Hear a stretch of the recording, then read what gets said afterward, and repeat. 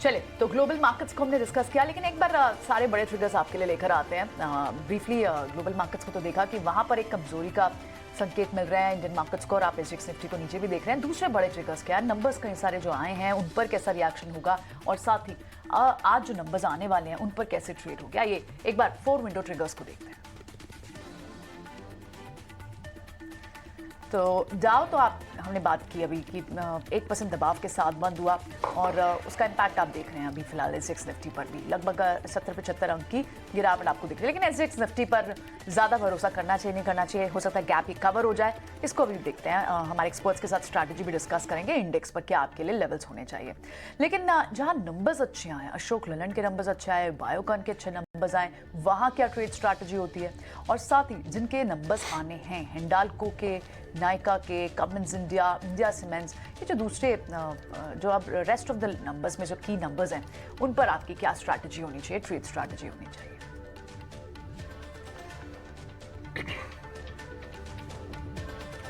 चलिए आगे बढ़ते हैं और हम अपनी बातचीत लेके चलते हैं अनुराग सिंह के पास, जो हमारे साथ शिकागो से जुड़ रहे हैं। हमेशा हमें सुबह हमारे साथ जुड़ते हैं और हमारे फेवरेट ग्लोबल स्ट्रेटेजिस्ट हैं। अनुराग, गुड मॉर्निंग। ये मामला डेट सीलिंग वाला तो एक तरफ है ही, अब कश्करी जी आए कह रहे हैं कि बाजार ज्यादा खुश ना हो, पॉज अगर आएगा तो कोई परमानेंट पॉज नहीं है, वो चेंज ऑफ स्टांस नहीं होगा फेड का। तो यहां तो बाजार मानना शुरू कर दिया था कि शायद रेट्स पीक आउट हो गए, अब एक नई परेशानी, सरदर्द आ गया। हाँ, करेक्ट। तो अजय, शुक्रिया। एक तो आपने कॉम्प्लीमेंट्स आप हमेशा देते हैं, तो I think I don't know whether I deserve that, but I take it with humbleness. तो अजय, देखिए, दो टाइप की डिबेट आ गई है मार्केट में। एक तो ये डेट सीलिंग का ड्रामा, ये पॉलिटिकल थिएटर है, ये चलेगा, राइट? तो इसको ना ये नहीं एक्सपेक्ट करें ये 11th आवर तक चलेगा। बट हाँ, इसमें डिफॉल्ट नहीं होगा, बिकॉज वो चर्चा भी हो गई है कि आपको देखिए, फेडरल गवर्नमेंट के पास में करीब 300 से 400 बिलियन रेवेन्यू हर मंथ आता है, और उनका डेट पेमेंट्स है करीब 62 बिलियन। तो 60-62 बिलियन वो प्रायोरिटाइज करके पे कर सकते हैं कभी भी, और बाकी पेमेंट्स को रोक सकते हैं। तो वो कोई बड़ा इशू नहीं है, बट थिएटर चलेगा, बिकॉज बिजनेसेस ये पसंद नहीं करते हैं कि देखिए, आप इतनी स्ट्रांग इकोनॉमी जिसको वर्ल्ड वॉच कर रहा है, आप उसको ऐसा पॉलिटिकल थिएटर बना के करें, ये मार्केट्स को पसंद नहीं आएगा। तो आई थिंक वो उसका सिग्नलिंग थोड़ा गलत है। ऑन फेडरल रिजर्व, अजय, एक डिबेट नई आ गई है, और आई थिंक एक्चुअली मैं तो काफी समय से उसके बारे में सोच रहा था और चर्चा कर रहा था। वो डिबेट ये है, और ये कल बेन बनाकी ने भी एक पीस निकाला है, you know, and on his paper he has also said the same thing, which is that Fed might pause now, but inflation की बैटल दोबारा शुरू करनी पड़ेगी। और फेडरल रिजर्व थोड़ा सेंसिटिव होकर के, क्योंकि बैंक्स का क्राइसिस हो गया था, they don't want to just do back to back hikes, और उसके बाद कुछ क्राइसिस आ जाए तो वो अपने जाल में फंस जाएंगे। तो they want to give market a little pause to settle down, specially the financial system. और हो सकता है वो पॉज लें, ना लें, at the most 25 basis point और कर दें, but he is pretty much signal that they want to now wait and watch. But Ajay, अगर आप मार्केट्स में प्राइजेस देखें तो और यू नो, यही बात अजय किसी जमाने में मिल्टन फ्रीडमैन ने भी कही थी। अजय, मैं तो कुछ पुराना इतिहास खंगाल रहा था किताबों में, तो वहां भी वही बात आई थी कि ये कॉर्पोरेट माइंड में अगर एक बार इन्फ्लेशन आ जाता है ना, और लोगों की एक्सपेक्टेशंस में, वेजेस में इन्फ्लेशन आ जाता है, फिर ये बिना रिसेशन के नहीं रुकता। तो सस्पेशन ये है अजय कि वो 2-3 महीना रुक के उनको वापस से दौड़ शुरू करनी पड़ेगी, जो कि इवन वर्स होगा, राइट? और इसका जेमी डायमंड साहब ने भी इशारा किया कि 6-7% भी बातें हो सकती है। अभी हमें सोचना नहीं चाहिए ऐसा, लेकिन अगर वो अभी रुक जाएंगे तो मैं कहूंगा जब टोटली जल्दबाजी होगी। फील्ड में पूरे साइंस दिख रहे हैं कि nobody is concerned about this, और हर कोई अपने रफ्तार पे चल रहा है, और इन्फ्लेशन के लिए शायद उनको थोड़ा दोबारा एफर्ट लेना पड़े। इट बी सरप्राइजिंग एटलीस्ट अगर बिना कुछ किए अपने आप वो 2% पे आ जाता है, लेकिन उसको थोड़ा समय देंगे। वो हो सकता है कुछ और बाहर का क्राइसिस आ जाए जिससे कंट्रोल आ जाए इन्फ्लेशन, तो that will be a good boost as well, right? तो we also don't know, but ये मार्केट को थोड़ा नर्वस कर रहा है, जिसकी वजह से वो एक सीलिंग ब्रेक नहीं कर पा रहा। आपने देखा वो 4150 पे आता है और 42 के ऊपर सस्टेन नहीं कर पाता है। 4150 क्लोजिंग उसकी 1-2 हफ्ते तक सस्टेन नहीं करती है। अब ये टेक्निकल चार्टिस्ट कहते हैं, बट फंडामेंटली ये दोनों व्यू मैंने आपको शेयर करने की कोशिश की जाए। इनफैक्ट अनुराग, आप सही कह रहे हैं, क्योंकि ये डिबेट थी ही नहीं, ये नई चीज टेबल पे आई है कि अगर पॉज आए भी तो खुश होने की जरूरत नहीं है, परमानेंट पॉज नहीं है, बहुत टेम्पररी पॉज होगा। अगर आप देखिए, यूएस की 10 ईयर यील्ड ऑलरेडी बढ़ना शुरू कर दिया है, और डॉलर इंडेक्स भी 103 के ऊपर चला गया है। तो कहीं ना कहीं मनी मार्केट भी अब थोड़ा कॉशियस हो रहा था। मगर आपने रिसेशन की जो बात की उसमें मैं एक क्विक सवाल दोबारा लूंगा कि इकोनॉमिक डेटा कमजोर है बट थोड़ा पैची है, लेकिन डॉक्टर कॉपर जिसको कहते हैं, कॉपर प्राइसेस आगे आने वाले इकोनॉमिक हालात का सबसे बढ़िया एक तरह से सूचक होता है। डॉक्टर कॉपर 6 महीने के लोएस्ट लेवल पे चला गया है। इनफैक्ट कॉपर प्राइसेस इस महीने 11% गिरे हैं। डॉक्टर कॉपर क्या कह रहा है, आगे यूएस में रिसेशन आने वाला है, ग्लोबल माहौल, इकोनॉमिक स्थिति थोड़ी सी गड़बड़ाएगी? एक पहला पॉइंट, अटलांटा फेड जो कि काफी एक्यूरेटली प्रेडिक्ट करता है जीडीपी, उसने बोला क्वार्टर टू जीडीपी अबाउट 2.6% हो सकता है। तो अब देखिए ये तो कोई संकेत नहीं हुआ, और प्लस जो रिटेल नतीजे भी आ रहे हैं वो कह रहे हैं कि हम प्रिपेयर्ड हैं स्लो डाउन के लिए, बट अपनी गाइडेंस को वो तकरीबन बरकरार रख रहे हैं। इस पर एक छोटा पॉइंट कहता हूं Ajay, before coming to doctor copper, which is that हम इसको बोलते हैं ना कि बम्बल बी फिनोमेना, जिसको बोलते हैं बम्बल बी एरोडायनामिक्स के लॉज के हिसाब से नहीं उड़ सकती है, लेकिन बम्बल बी डजंट नो दिस तो इट फ्लाइज।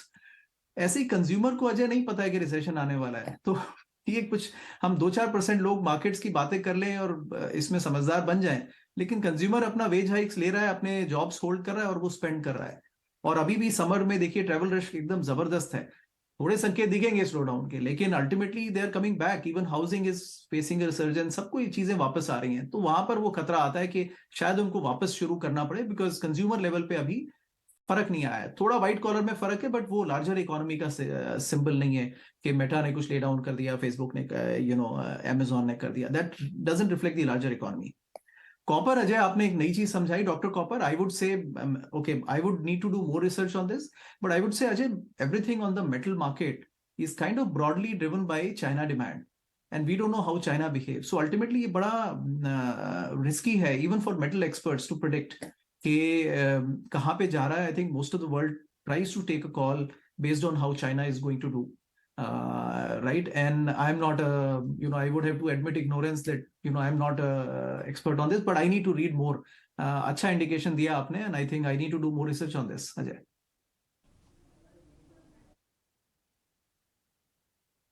मैंने जिक्र इसलिए किया कि बहुत सारे इकोनॉमिस्ट और प्रैक्टिशनर्स इसको ये मान के चलते हैं कि कई बार ये रिफ्लेक्ट करने लगता है, क्योंकि सबसे हाईएस्ट ग्रेड इंडस्ट्रियल मेटल है ये, कि आगे इंडस्ट्री में किस तरह के ट्रेंड्स बन सकते हैं। तो उसने उसका ग्राफ पलट गया है। हम इसके ऊपर और रिसर्च आपके लिए ज़रूर लेके आएंगे, क्योंकि कहीं ना कहीं ये कुछ कह रहा है। चलिए, ठीक है। ऑलराइट, बहुत बहुत शुक्रिया अनुराग आज समय देने के लिए और एनालिसिस हमारे साथ शेयर करने के लिए। Thanks very much. Thank you. चलिए, ये तो बात हुई ग्लोबल मार्केट्स की, लेकिन डोमेस्टिक मार्केट्स में कल जो ट्रेड आप बात कर रहे हैं ना कि क्या ये प्रॉफिट बुकिंग के तौर पे देखने चाहिए, सारे सेक्टर्स परफॉर्म कर रहे थे। इनफैक्ट आप एनर्जी पैक की बात करें, आईटी, बैंक्स, फाइनेंस वापस आए, ऑटो जो थोड़े से ब्रीदर मोड में था वहां से आपको बढ़ दिखी। सिर्फ जाते जाते थोड़े से बैंक सॉफ्ट हो गए और आईटी ने अपने गेन्स को इरोड किया। देखिए, कुल मिला के लास्ट आवर ट्रेड में एक, अगर आप चारों चार्ट देखें ना, निफ्टी, बैंक निफ्टी और मिड कैप का, तो आपको नजर आएगा कि लास्ट आवर ट्रेड में एक होलसेल स्क्वायरिंग ऑफ अपोजिशन हुई है। और ऐसा नहीं है कि हम बहुत ज्यादा वीक हो गए, अभी भी हम 13,400 के करीब बैठे हुए हैं, 13,350 पे क्लोज हुआ है बाजार। और टॉप अगर आप देखें तो 13,420 के आसपास गया था और 44,000 के ऊपर बैंक निफ्टी। तो स्क्वायर ऑफ तो बिल्कुल हुआ है साहब। हाँ। और होना भी चाहिए। अगर हम एलिवेटेड हैं और आप नीचे से राइड कर रहे हैं तो आपकी अर्ज आएगी। अभी हम डिम्पी से बात कर रहे हैं कि जो लॉन्ग ट्रेडर्स नीचे से राइड कर रहे हैं वो स्क्वायर ऑफ कर रहे हैं, फ्रेश शॉर्टिंग बन रही है। हाँ। क्योंकि ये देखना जरूरी होगा, एफआईएस की बाइंग में कोई कमी नहीं आ रही है। जब तक एफआईएस की बाइंग में या तो कमी आए या बड़ी बड़ी सेलिंग नजर आए, आपको बाय ऑन डिप्स, ये बहुत बढ़िया चार्ट जो फेवरेट हम एक महीने से दिखा रहे हैं आपको, पुल बैक्स में खरीदने का मौका देखें। क्योंकि बाजार चल रहा है, 50, 60, 70 पॉइंट गैप अप खुलता है तो आप चेज नहीं कर सकते। आपको अगर इच्छा है लेने की तो आपको पुल बैक में ही आना चाहिए। और वो पुल बैक आपको पहले भी मिला था, अभी भी मिला। 2 दिन पहले आपको 200-250 पॉइंट का निफ्टी का पुल बैक में मिला, आपने एंटर किया और 18,400 पे आपकी पोजीशन खप गई। अब भी वही पुल बैक आ रहा है, 180 पॉइंट का अभी मिलेगा। आधे घंटे खुलने के बाद आपको 100-125 पॉइंट का पुल बैक आता है कल के हाई से, येस्टरडेज हाई, यानी 18,420 के आसपास से। अगर आपको पुल बैक 100 पॉइंट है तो आप राह देखिए एंटर करने की। कौन से एरियाज? रुपी वीक है, आईटी चल रहा है, आईटी में आप एंट्री ले सकते हैं। एलएनटी, एसबीआई, रिलायंस का सहारा आ गया है। अदानी ग्रुप स्टॉक्स वापस आ गए। खाली अदानी तो बहुत ज्यादा खिंच गया है, इसके ऊपर हम लंबी बात करेंगे, लेकिन जहां जहां रिजल्ट्स अच्छे हैं, मिड कैप स्मॉल कैप उतना कमजोर नहीं हुए थे कल लास्ट आवर ट्रेड में।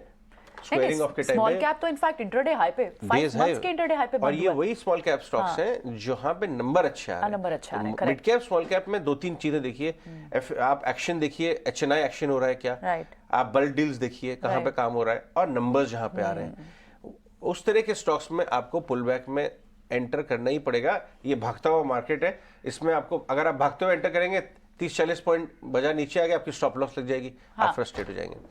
लेकिन एफआईआई की कैश एंड बाइंग जारी है, जिससे थोड़ा सा कंफर्मेशन आ रहा है, नंबर्स भी बहुत अच्छे क्वालिटी के आ रहे हैं इस समय। एफआईआई में क्या हो रहा है वहां पे कल लास्ट आवर ट्रेड में क्यों? क्योंकि एक्सपायरी वीक है, फेड मिनट्स आने वाले हैं, कल हम रिएक्ट करेंगे उस पर। तो आप बताइए डिम्पी, कल हुआ क्या लास्ट आवर ट्रेड में? देखिए अजय, जो हाथ बदला और जिसको हम टिपिकली रोल ओवर्स कहते हैं इंग्लिश में, वो रोल ओवर्स स्ट्रॉन्ग साइड पे हो रहे हैं, इंडेक्स में भी हो रहे हैं, वो काफ़ी हद तक स्टॉक्स पे भी हो रहे हैं, क्योंकि आप इस मंथ की सीरीज़ को शॉर्ट कवरिंग से ख़त्म कर रहे हैं और अगले मंथ की सीरीज़ को लॉन्ग करके जा रहे हैं। लेकिन ये पोजीशन बन तो रही है, लेकिन पोजीशन में प्राइस फैक्टर जिसको हम ब्रेकआउट्स कहते हैं वो अवेलेबल नहीं है। तो आप करके तो जा रहे इसी होप में कि हमारे पास पक्के सपोर्ट्स हैं, लेकिन ये बात भी ध्यान में है ट्रेडर्स के कि हम पक्के रेजिस्टेंस पर भी हैं। अगर ऐसा नहीं हो रहा होता तो पूरा मई का महीना निकल गया, आप 18,450 ही नहीं दिखा पा रहे हैं और ये पूरी सीरीज खत्म होने को आ रही है। तो ये दोनों ही फैक्टर्स जिससे मार्केट के अंदर काम कर रहे हैं, ना ही बुल सरेंडर करने के मूड में है और ना ही इस समय बियर सरेंडर करने के मूड में है। मैं एक एक करके पॉइंट्स आपके सामने रखता हूं। मैं मई कॉन्ट्रैक्ट का निफ्टी डाटा आपकी स्क्रीन पे लेके आऊंगा, जहां पे -11% ओआई हुआ है। इसका मतलब शॉर्ट कवरिंग अच्छी से हुई है और ये शॉर्ट कवरिंग इस समय इस सारे सौदों को कम कर रही है। 2.5 लाख का कॉन्ट्रैक्ट था, अब वो करीब 2.25 लाख का रह गया। इसका मतलब 50,000 कॉन्ट्रैक्ट आपके नए मंथ में चले गए और आप चेक करेंगे तो आपको नए मंथ में 50,000 कॉन्ट्रैक्ट ही मिलेंगे। यानी कि ना तो कोई नई पोजीशंस बना रहा है, ना कि पोजीशंस छोड़ रहा है। ये सारी पोजीशंस सिर्फ कैरी फॉरवर्ड हो रही है। इसमें पॉजिटिव वाला हिस्सा थोड़ा ज्यादा है। आते हैं प्रीमियम्स पे, इसमें 10 पॉइंट का प्रीमियम है। बैंक निफ्टी का डाटा भी आपकी स्क्रीन पर आ जाएगा, वहां पे 8% का ओआई घटा है और यहां पे देखेंगे तो 73,000 रह गया है। लेकिन मैं बोलूंगा कि बैंक निफ्टी का जो ओपन इंटरेस्ट शिफ्ट हो रहा है अगले सीरीज के अंदर, वो उतना एग्रेसिव नहीं हो रहा है। इसलिए बैंक निफ्टी आपका रियल प्लेयर रहेगा जिसको आपको चेक करना। आप निफ्टी को 2 मिनट के लिए छोड़ दीजिएगा, बैंक निफ्टी आपको डिसाइड करवाएगा कि आपको सौदा पंच करना है बाय का, कि रुकना है, कि अभी शॉर्ट करना है। इसलिए रियल इंडिकेटर आपका बैंक निफ्टी रहेगा। एक लाइट है, रोल ओवर उतना भी मतलब अच्छा मजेदार नहीं हो रहा, हाथ बदला जिसको हम कहते हैं। और डिस्काउंट भी है इस सीरीज के अंदर, मेजॉरिटी ऑफ द टाइम इसने डिस्काउंट दिखाया, इसलिए ज्यादा क्लियर पिक्चर आपको दिखाएगा। प्रीमियम्स कई बार फेड कर देता है। आते हैं पुट कॉल रेशियो पे, वो करीब 1 के आसपास है। इसलिए जो बार बार अभी आप चार्ट दिखा के बता रहे थे कि पुल बैक हमको मिल जाता है, ये पुल बैक इसी वजह से मिल रहा है क्योंकि बुल्स ग्रिप काफी टाइट है, अभी भी वो सरेंडर नहीं हो रही है और होगी भी नहीं अभी जब तक कोई एफआईज का कोई बड़ा नंबर सेलिंग का नहीं आए, या तो कोई मैक्रो इवेंट ऐसा ना हो जाए जो नेगेटिव हो, जो आगे चल के डायरेक्शंस को बिगाड़ेगा। विक्स कुछ नहीं कर रहा, कल भी फ्लैट ही बंद हुआ है और आपको यकीन नहीं हो रहा कि एक्सपायरी वाले वीक के अंदर हम वॉलिटिलिटी के नाम पे कुछ नहीं देख पा रहे हैं। जो हो रहा है सिर्फ गैप अप और गैप डाउन हो रहा है, उसको फिल करते हैं या तो ऊपर से नीचे ले आते हैं, बस इतना ही काम कर रहे हैं। 23 तारीख का कल का जो डेरिवेटिव का डाटा है उसके अंदर अगर आप देखेंगे तो 19,000 करोड़ रुपए की सेलिंग हुई है ऑप्शंस के अंदर। इसका मतलब यह है कि ऑप्शन से धीरे धीरे हाथ जब छोड़ता है एफआईज तो वो एक रेजिस्टेंस का काम करता है। कल भी आपने देखा सेम टाइम पे सेम जगह पर ही रेजिस्टेंस आपको मिला, करीब 12 बजे के आसपास और 18,400 के आसपास का ही था। अब आ जाते हैं ऑप्शंस के डाटा पे। 18,200 की जो कॉल पुटें हैं उसके अंदर कुछ ज़्यादा इंटरेस्ट दिख नहीं रहा लोगों को। 18,200 फिलहाल के लिए सपोर्ट मान के चलिएगा। और रही बात लॉन्ग पोजीशंस की, 50% एफआईज लॉन्ग है, रिटेल भी 50% ही लॉन्ग है। डिम्पी, धन्यवाद इस पूरे एनालिसिस के लिए। निकुंज जी हमारे साथ स्टूडियोज में आ चुके हैं। गुड मॉर्निंग निकुंज। निकुंज, 18,400 के ऊपर हम रेजिस्टेंस जोन में ही खुलेंगे आज। एक तरफ तो लिक्विडिटी भी मजबूत चल रही है, आपको लगता है इस सीरीज में नहीं तो नेक्स्ट सीरीज में 18,400 के चांसेस हैं क्रॉस होने के, क्योंकि लिक्विडिटी तेज बढ़ रही है? 2-3 दिन से मार्केट थोड़ा सुस्त हो गया जी।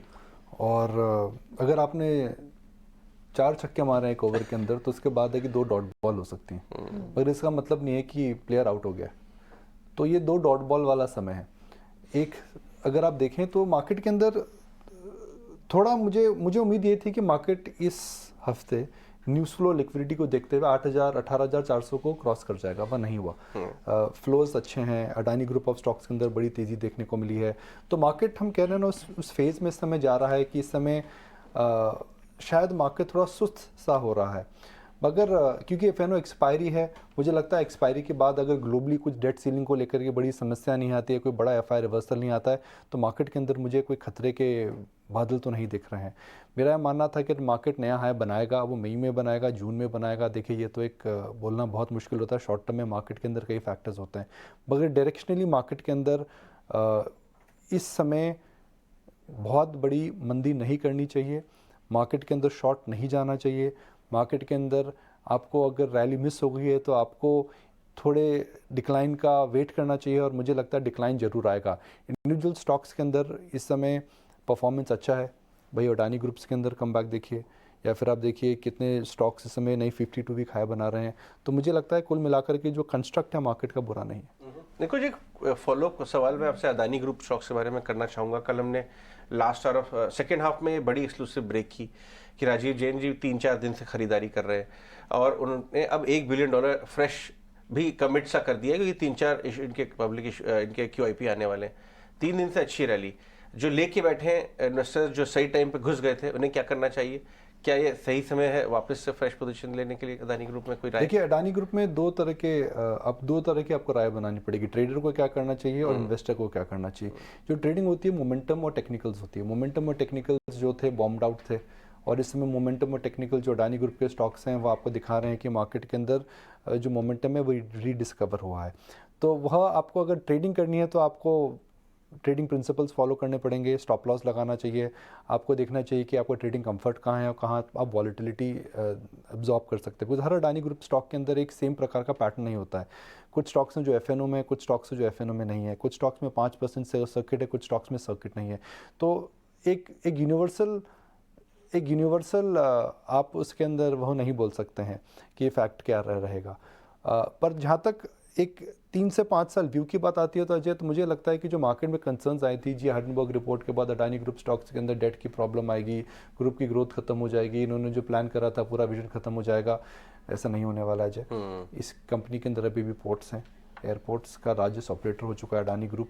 अगर आप देखें पावर ट्रांसमिशन में बढ़ा है, ग्लोबल एसेट्स हैं इनके पास, ग्रीन हाइड्रोजन में बढ़ रहे हैं। तो 3 से 5 साल के जो फ्यूचर रेडी बिजनेसेस हैं उनके अंदर इनका प्रेजेंस है। और इंडिया का तो इंफ्रास्ट्रक्चर सेक्टर है, इसके अंदर एक मूल तौर पर, फंडामेंटल तौर पर इसके अंदर हमने देखा है कि कई चेंजेस हुए हैं। हिंदुस्तान में सड़कें देखिए कितनी बढ़ रही हैं। हिंदुस्तान के अंदर आप देखिए बॉम्बे में हम जाते हैं तो सी लिंक को बनने में 20 साल लगा, मगर जो कोस्टल लिंक आ रहा है कितना तेजी से चल रहा है। तो यहाँ पे इंफ्रास्ट्रक्चर में जेन्युइन चेंजेस आ रहे हैं। इनफैक्ट यही बात राजीव जैन ने आपको कही थी उस समय कि एक वंडरफुल इंफ्रास्ट्रक्चर एसेट्स का बुके है जो बनाना चाहते हैं। और हमने कल ये खबर ब्रेक की, लेकिन पिछली बार जब राजीव जैन खास तौर पर हमसे बात कर रहे थे, निकुंज के साथ पहला इंटरव्यू दिया था इतनी बड़ी डील के बाद, तभी उन्होंने बता दिया था कि मैं और परचेजेस देख रहा हूं। आइए आपको सुनवा देते हैं एक बार। See, if you look at vast majority of the assets are regulated assets. They tend to a very, very long tail. So when you can't have financial leverage along with operating leverage.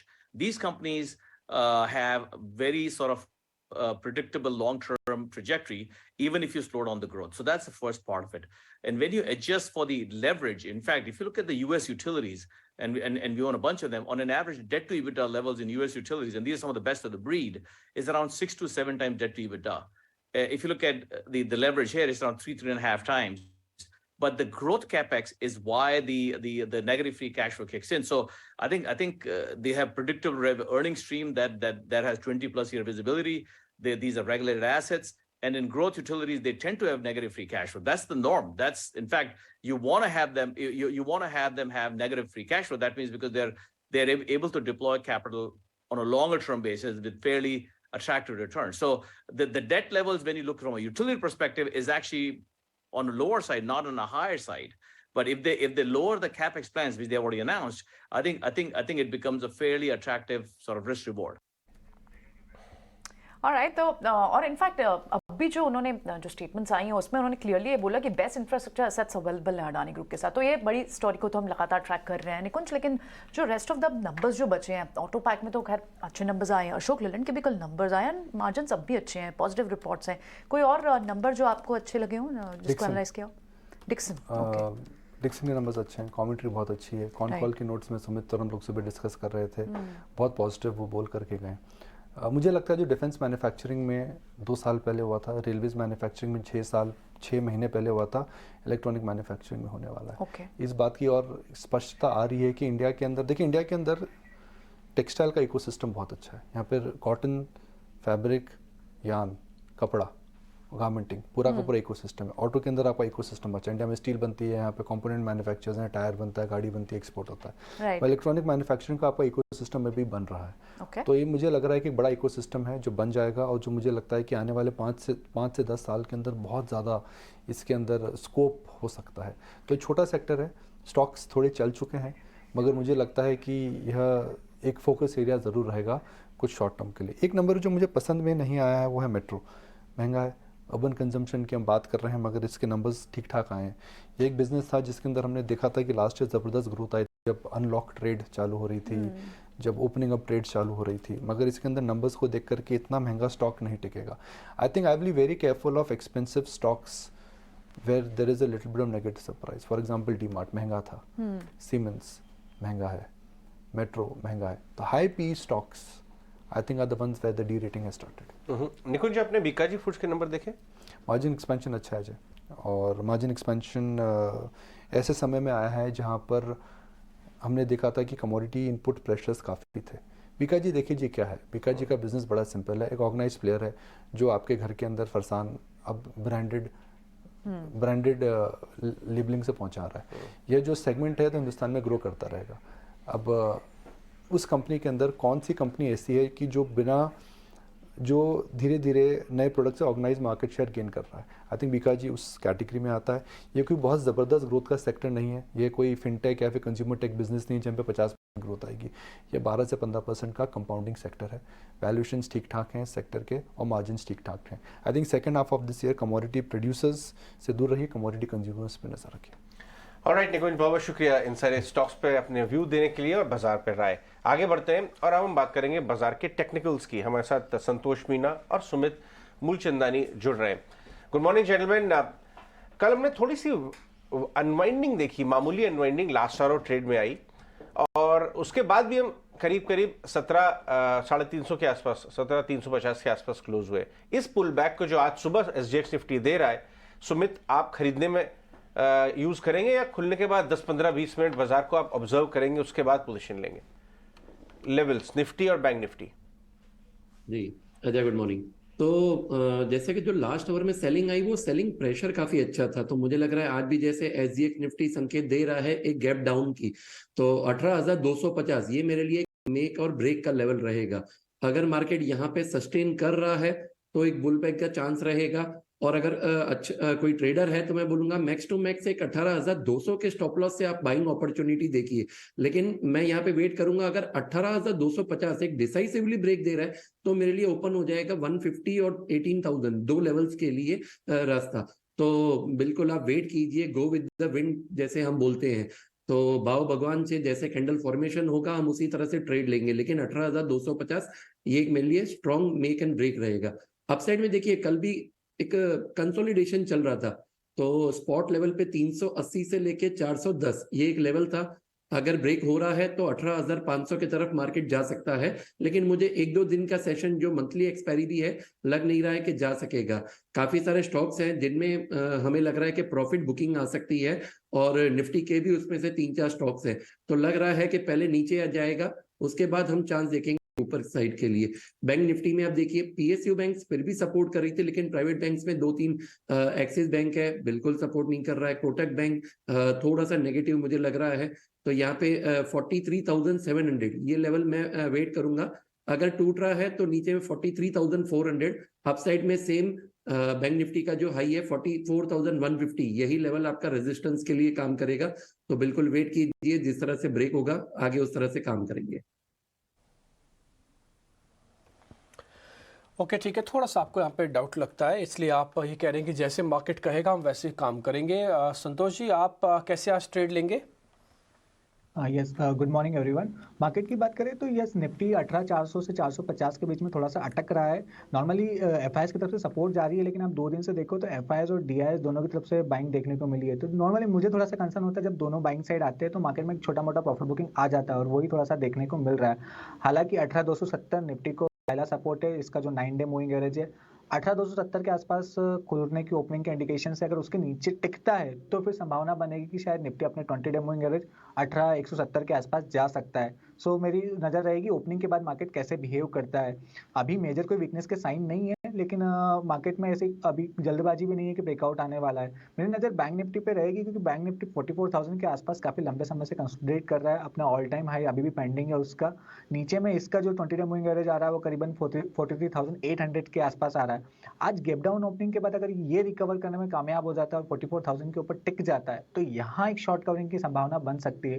लेकिन अगर weakness बढ़ती है gap down opening के बाद तो शायद ये वापस से 43,500 के आसपास जा सकता है। तो मेरी सलाह रहेगी थोड़े 15-20 मिनट वेट कीजिए, गैप डाउन ओपनिंग के बाद मार्केट का बिहेवियर कैसा रहता है उसके अकॉर्डिंगली ट्रेड कीजिएगा। और मेरी नज़र है कि यूएसडी आईएनआर पर भी है। आप यूएसडी आईएनआर का चार्ट देखें तो वहाँ एक 83 के इंपॉर्टेंट रेजिस्टेंस के ब्रेकआउट आने की तैयारी है। तो निफ्टी आईटी इंडेक्स में कल ऊपर के लेवल से प्रॉफिट बुकिंग जरूर आई है, लेकिन नेक्स्ट सीरीज में मेरी नज़र रहेगी क्योंकि अगर 83 का लेवल यूएसडी आईएनआर में क्रॉस होता है तो शायद हमको 85-86 तक की भी रैली देखने को मिल सकती है। तो वो एक पॉजिटिव होगा आईटी, फार्मा और मेटल स्टॉक्स के लिए। तो वहाँ पर नज़र रखना चाहिए नेक्स्ट सीरीज के लिए। ये काफी इंटरेस्टिंग पॉइंट है। संतोष बता रहे हैं कि शायद डॉलर फर्दर स्लिप हो सकता है 85-86 तक, 83 के रेजिस्टेंस के ऊपर। आईटी के लिए तो आईटी एक्सपोर्ट सेक्टर्स के लिए तो अच्छा होगा, लेकिन ऑफ कोर्स ओवरऑल तो एक मिनट, मैं इसमें मेरे को थोड़ा सा इसमें कंफ्यूजन। Clarity ले DXY लेते नीचे आएगी, DXY मतलब रुपी और कमजोर हो सकता है, राइट? क्योंकि DXY तो 103 के ऊपर चली गई है। संतोष, यूएसडी स्ट्रांग होगा, आईएनआर वीक होगा। आईएनआर वीक होगा, that's what I said, INR weak हो तो जाएगा। ऑलरेडी 3 मंथ के लोएस्ट लेवल पे पहुंच गया है रुपी, तो और वीकन हो सकता है। हाँ, 85-86 तक कह रहे हैं वो। इसीलिए आईटी में जबरदस्त तेजी आ रही है। अगर आप देखें 1300 के ऊपर आ गया इन्फी, 1230 का लो था रिजल्ट वाले दिन, राइट? और सारे मिड कैप स्मॉल कैप तो 25% चल चुके हैं। लेकिन अच्छी बात है, कम से कम उनका सहारा तो रहेगा, क्योंकि अभी 1-2 दिन बैंक जब नहीं चले थे तो आईटी संभाल के बैठे थे, इसीलिए हम आज भी 18,300 के ऊपर बैठे हुए हैं। बट अच्छा ऑब्जर्वेशन है, इस पे हम भी बात कर रहे थे। राइट, ठीक है। तो इंडेक्स मैनेजमेंट आईटी से हो सकती है आगे इस सीरीज में। आप बोल रहे हैं कि नेक्स्ट सीरीज में आईटी को ध्यान रखेंगे, ठीक है। लेकिन संतोष, ऐसे में आपने ये तो आईटी अपने, ठीक है, ओके। तो इंडेक्स पर तो व्यू लिया हमने सुमित का और साथ ही संतोष का, लेकिन आज के 3 बड़े स्टॉक्स क्या हैं, शरद से समझ लेते हैं। शरद बताएं। जी बिल्कुल, सबसे पहले फोकस में रहेगा महिंद्रा सीआई ऑटोमोटिव्स। और यहाँ पे देखें तो M&M जो है ऑलमोस्ट 3.2% स्टेक को जो है ब्लॉक डील द्वारा बेच सकती है। अब ये पूरा कंप्लीट एग्जिट होने वाला है और जो सेलिंग प्राइस रखा है वो रेंज कर रहा है आपका 430 से लेके 453 रुपीज़ पर शेयर का। हाँ, यानी कि डिस्काउंट लगभग 5% तक का मिल सकता है इस डील में, तो इसको ज़रूर आप फोकस में रखिएगा। और इसके कारण जो है ऑलमोस्ट 520 करोड़ की कैपिटल रेज होगी। दूसरा स्टॉक जो फोकस वो है MRPL। यहाँ पे रिपोर्ट्स आ रही है ये है कि गवर्नमेंट जो है ऑयल मिनिस्ट्री वो एक वर्किंग कर रहे हैं प्रपोजल जहाँ पे वो मर्ज कर सकते हैं MRPL और HPCL को। और याद रखिए HPCL को जो है नए फ्रेश शेयर्स देने पड़ सकते हैं MRPL को, और एक शेयर स्वैप डील हो सकती है। अब इसके कारण क्या होगा कि ONGC का स्टेक बढ़ सकता है। करंटली ONGC का स्टेक MRPL में यहाँ पे रफली 72% स्टेक, और HPCL जो कि प्रमोटर है उनका भी 17% स्टेक MRPL में है। तीसरा स्टॉक फोकस में रहेगा ग्लेनमार्क लाइफ साइंस। और यहाँ पे जो है निरमा, ब्लैकस्टोन, KKR जैसे ग्रुप्स ने जो है अपनी इंटरेस्ट दिखाई है और वो बिडिंग रेस में शामिल हुए हैं कंपनी को अक्वायर करने के लिए। देखा जाए तो ग्लेनमार्क फार्मा जो उनकी पेरेंट कंपनी है उनका 83% स्टेक है, जिसका वैल्यू जो है लगभग 6,400 करोड़ का है। और बैंकर्स कह रहे हैं कि एक अच्छी रिस्पॉन्स जो है बिडर से देखने मिल रही है। काफ़ी इंटरेस्टिंग स्टॉक्स त्रिमूर्ति पे के साथ लेके आए शरद। एक एक करके डिस्कस करते हैं, क्योंकि सब में कहीं ना कहीं ट्रेड बनता हुआ नजर आ रहा है। पार्थिव शाह हमारे साथ आ चुके हैं और हमारे डायरेक्टर साहब कुछ बहुत ही इंटरेस्टिंग विजुअल्स भी प्ले करेंगे। और पार्थिव के साथ वो विजुअल्स क्यों चल रहे हैं वो मैं बता देता हूँ। पहले विजुअल दिखा दें, ये जो है विजुअल्स आ रहे हैं। अक्षय कुमार वो केदारनाथ जी के दर्शन करने के लिए पहुंचे हुए हैं। ये देखिए, शायद कोई नई मूवी आ रही है, पता नहीं, लेकिन दर्शन ऐसे जोड़ के देखा जाता है कि जब भी कोई मूवी आ रही होती है तो अक्सर मार्केटिंग के लिए नहीं, बट ये थोड़े प्रभुमय इंसान है। हाँ। थोड़ा बहुत है जो मुझे थोड़ा बहुत मालूम है। ये देखिए, अदरवाइज भी जाते रहते हैं, क्योंकि हमारे पार्थिव जी जो है ना वो खुद भी बाजार के अक्षय कुमार है। स्मार्ट लगते ही नहीं, बल्कि आए दिन चौके छक्के मारते रहते हैं, बढ़िया बढ़िया स्टॉक एनालिसिस हमारे लिए लेके आते हैं। तो इसलिए हमारे डायरेक्टर साहब ने पार्थिव जी के साथ ये विजुअल चलाया। But coming back to serious stocks, Parthiv ये बताइए, HPCL MRPL मर्जर की खबरें वापस आ रही हैं, क्या HPCL पे दबाव बनेगा? क्योंकि एक सेक्शन ऑफ द मार्केट है, कुछ एनालिस्ट के व्यूज भी चलाएंगे उस पर, उन्हें ये लगता है कि ये HPCL के शेयर होल्डर्स के लिए शायद थोड़ा सा मायूस कर देने वाली खबर हो सकती है, क्योंकि MRPL के ऊपर डेट काफ़ी है, तो ये दबाव में आ सकता है। सबसे पहले तो I like to congratulate Priyanka ji, fantastic snippets of the interview जो एथर इंडस्ट्रीज के साथ किया, बहुत ही क्रेडिबल ग्रुप आप लोगों ने कैच किया है। और आई वाज लकी, मेरे को उनके R&D प्लांट की ओपनिंग में चांस मिला था, प्रोफेसर MM शर्मा ने ओपनिंग की थी, और बहुत ही क्रेडिबल मैनेजमेंट है। सिर्फ वैल्यूएशंस अभी थोड़ा हमें दूर रख रहा है, लेकिन very good insights to a very upcoming company in the country. So अभी MRPL HPCL की बात करें तो ये चीज़ एक्चुअली वैल्यू एक्रेटिव नहीं रहेगी, मुझे ऐसा लग रहा है, बिकॉज यहाँ पे कोई मेजर कैश डील नहीं होने वाली, ये शेयर स्वैप डील होने वाली है। और नो डाउट एक्चुअली MRPL का भी एक कैपेक्स प्लान है रिफाइनरी के अंदर, और HPCL के अंदर हम जानते हैं कि पास्ट में हमने देखा था कि ONGC had taken the stake और गवर्नमेंट ने उनका स्टेक काइंड ऑफ मोनेटाइज किया था।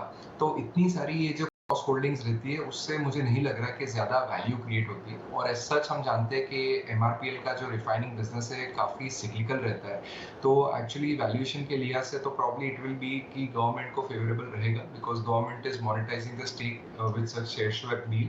और आगे जाते हम देखेंगे कि शेयर ऑफरिंग भी आ सकता है। तो मुझे ऐसा लग रहा है कि despite the balance sheet structure जहाँ पे डेट बढ़ेगा, लेकिन इतना कोई इश्यू नहीं है, because overall I think company के HPCL का जो कैश फ्लो है काफ़ी स्ट्रॉन्ग है, और अभी स्ट्रॉन्ग ज़्यादा होने वाला है, because government is allowing the oil marketing companies to earn. Refining margins भी अभी काफ़ी ठीक ठाक है, तो काफ़ी कैश फ्लो जनरेशन है। लेकिन मुझे लग रहा है कि MRPL के शेयर होल्डर्स के लिए ये डील इतनी वैल्यू एक्टिव नहीं रहेगी, nor it will be for HPCL। क्यों वेरी मच पार्थिव, आपने समय निकाला, वो इंटरव्यू देखा, और thank you. I hope it got any value to the street investors को, हमारे व्यूअर्स को उस इंटरव्यू से, इंटरेक्शन से कोई वैल्यू जरूर मिले। बिल्कुल वो ये थे, इंडस्ट्रीज के इंटरेक्शन में कई इंपॉर्टेंट इंसाइट्स मिले भी हैं। जिस स्पेस से कंपनी ग्रो करने की बात करिए, 30% EBITDA मार्जिन सस्टेन मानते हैं वो, बताइए हो जाएंगे। थर्ड फैसिलिटी उनकी बस ऑपरेशनल हो जाएगी अब 12-18 महीने में, और उससे उनको जो अपने एसेट्स मैच्योरिटी लगता है वो 2x लगते हैं। क्या बात है, बहुत ही शानदार। बहुत सारी चीजें इंपॉर्टेंट क्रूशियल निकल कर आई। चलिए, लेकिन आज के ट्रेड्स बड़े क्या हैं? संतोष बताएं, आज के कौन कौन से फिर स्टॉक पिक्स होंगे? क्या IT है आपके रडार पर आज भी?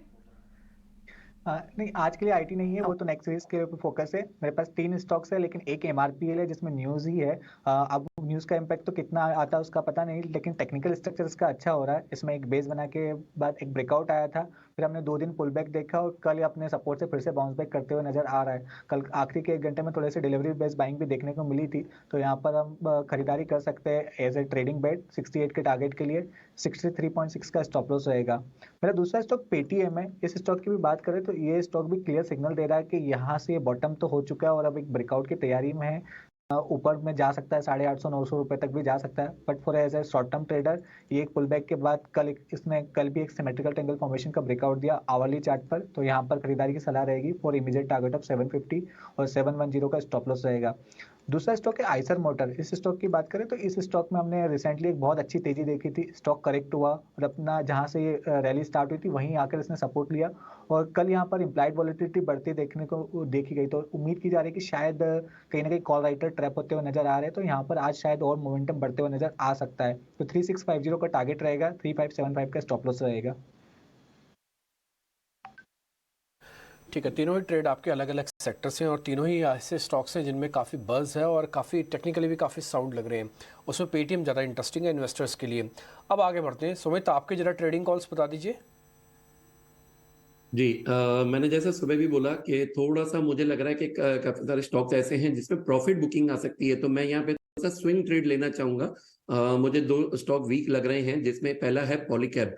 अब पॉलीकैब देखिए काफी अच्छा रन मिला था, लेकिन 2-4 सेशन पहले एक बढ़िया सा इन्वर्टेड हैमर बना था काफी अपने टॉप लेवल पे, और जिसका भी फॉलोअप भी मिल रहा है। कल भी डे लो पे क्लोजिंग हुआ था, तो मुझे लग रहा है यहाँ और थोड़ा सा फॉल बढ़ सकता है। करंट मार्केट प्राइस है अराउंड 3380। यहाँ पे आप सेलिंग करके चलिए, अपसाइड में एक स्टॉप लॉस रखिए 3420 का, और नीचे में मुझे लग रहा है 3323 एंड 3293 कैन बी अचीव्ड। इसी तरह से देखिए दूसरा बजाज ऑटो देखिए पिछले 3 सेशन से कंसोलिडेशन में चल रहा है, और जो कल का सेशन था उसमें एक मास्टर कैंडल फॉर्मेशन का ब्रेकडाउन भी आया हुआ है। तो मुझे लग रहा है जैसे ही ये लेवल 4485 ये कंडीशनल सेल रहेगा, 4485 ब्रेक हो रहा है, यहाँ पे थोड़ा सा प्रॉफिट बुकिंग सेम कंटिन्यूएशन में आ सकता है। सॉरी, आप यहाँ पे स्टॉप लॉस रखिए 4560 का, और टारगेट रहेगा 4400 एंड 4360। कुणाल बोथरा है स्टूडियो में, उनसे बात करते हैं। कुणाल मॉर्निंग, आज के ट्रेड्स क्या होंगे आपके? ये जो एसजेएक्स निफ्टी हमें इंडिकेट कर रहा है, क्या पुल बैक का अटेम्प्ट करेंगे, डिप्स पे बाय कर लेंगे, कैसे करेंगे? इंडेक्स वाइज डिप्स में बाय करना चाहिए, बट लेकिन अभी भी वो lower end of the support नहीं आया है। 18,050 के आसपास का एक रेंज है, तो 350-400 पॉइंट की एक रेंज चल रही है इंडेक्स में। लास्ट 2 वीक्स में हम देख रहे हैं कि इंडेक्स में ये एक रेंज की कंसोलिडेशन हो रही है, तो घाई नहीं करनी चाहिए ट्रेडर्स को, बट 18,050 के आसपास आता है तो वहाँ पे एक अच्छी अपॉर्चुनिटी बन सकती है कॉन्ट्रा बाय के लिए। और 18,400-450 के आसपास हम देख रहे हैं कि बहुत एविडेंटली है कि मार्केट्स में थोड़ी सी सेलिंग प्रेशर या सप्लाई ज़्यादा आ रही है। उस लिहाज से मैं 2 बाय कॉल सजेस्ट करूँगा स्टॉक स्पेसिफिक। पहला इनफैक्ट रहेगा टाटा कम्युनिकेशन पे। स्टॉक ऑलरेडी लास्ट 4 से 8 दिनों में करीबन 100 पॉइंट करेक्ट कर चुका है, 100 से 1200 के आसपास आ चुका है। तो मेरा ऐसा मानना है कि करेक्शन, बॉटम फॉर्मेशन, सारी चीज़ें हो गई है टाटा कम्युनिकेशन में, तो सजेस्ट करूंगा बाय के लिए। एक्सपेक्ट करूंगा कि स्टॉक वापस से रिटेस्ट करेगा 1300 लेवल्स को, टारगेट रहेगा 1300 का, स्टॉप लॉस रख सकते हैं 1200 का। और सेकंड रहेगा एस्ट्रा माइक्रो पे, जिसको मैंने पहले भी रेकमेंड किया था। बहुत दमदार रिकवरी आई है स्टॉक में लास्ट 1 वीक में। 320 से करीबन 350 के आसपास ट्रेड कर रहा है स्टॉक, तो मेरे अनुमान से मोमेंटम बरकरार रहेगा स्टॉक में। 360 का टारगेट रख सकते हैं यहाँ पे। फ्रेश ट्रेडिंग की सलाह दूंगा, stop loss 339। Alright, Tata communication और एस्ट्रा माइक्रो, ये आपने पहले भी स्टॉक बात की थी, अब ठीक है, अच्छी तेजी के बाद भी अभी भी अप मूव बाकी है। ठीक है, शुक्रिया कुणाल ये सारे अपडेट्स देने, ये सारे स्टॉक बताने के लिए।